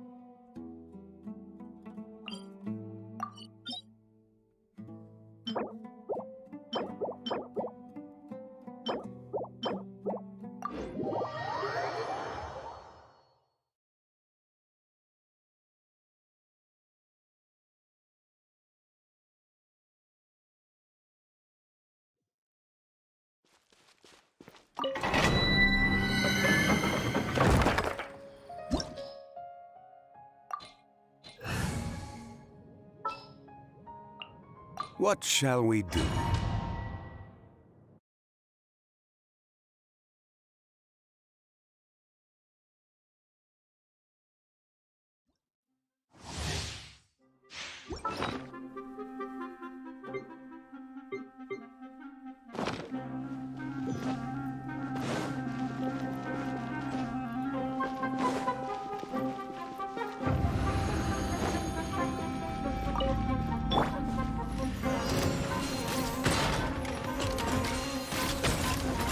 Can't see? Let's nip that in the bud. Ow!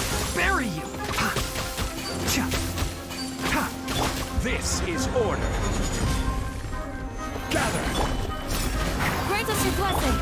Surrender! Your sins weigh upon your soul! Repentance is due!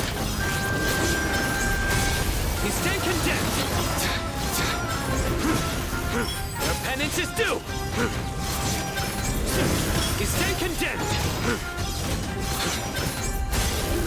Guilty! Nowhere to run! Flee! Solidify! Enshroud! Yield! Surrender!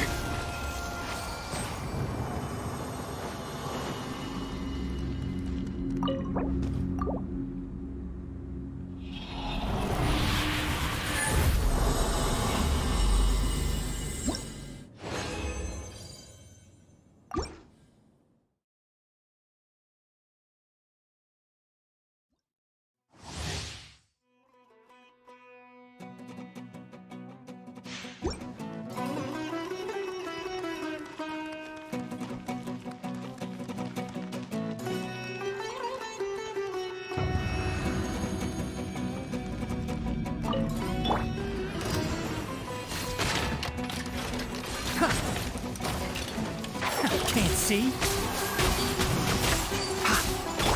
Flee! We shall prevail! I hear everything! Nowhere to run! I will have order! Through me, justice is served! Their penance is due! Guilty! You stand condemned! Guilty!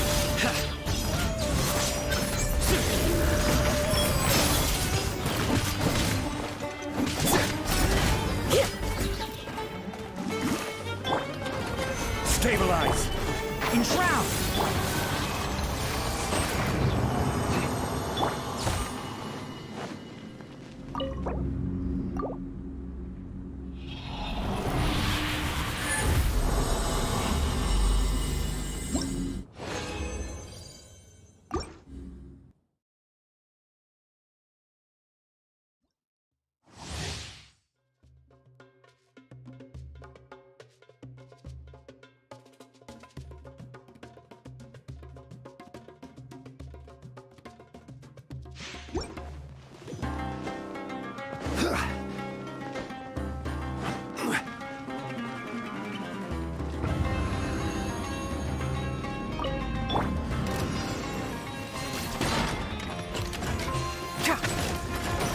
Can't see? Let's nip that in the bud. Yield! Hear my prayer! Solidify! Order guide you! Judgment is upon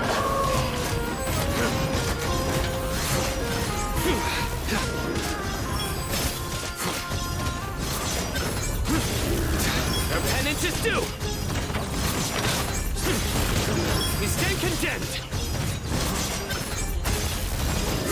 Their penance is due! Surrender! Flee!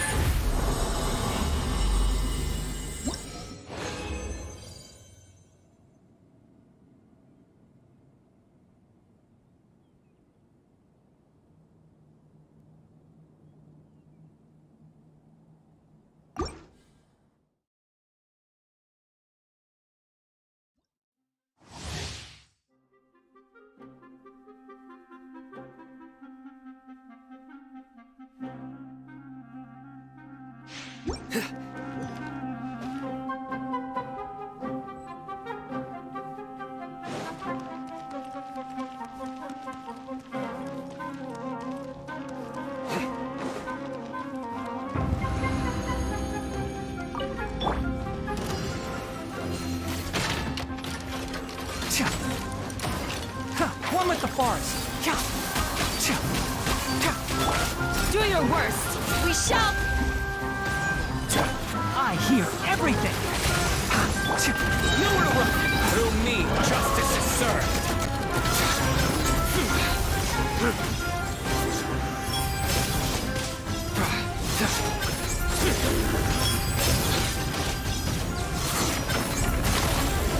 You stand condemned! Guilty!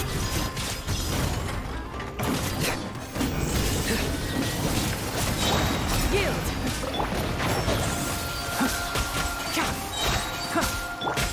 Surrender!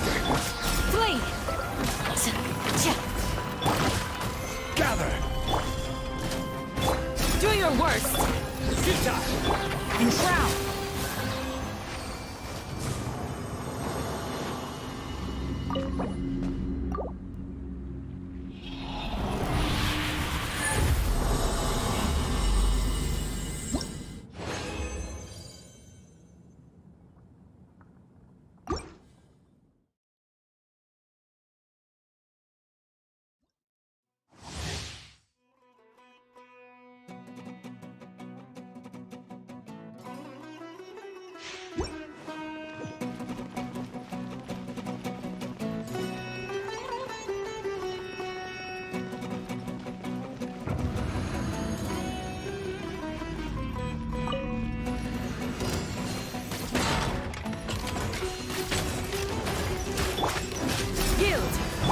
One with the forest. Hear my prayer! Flee! I'll uproot you. I will have order. Surrender! Judgment is upon you. You stand condemned!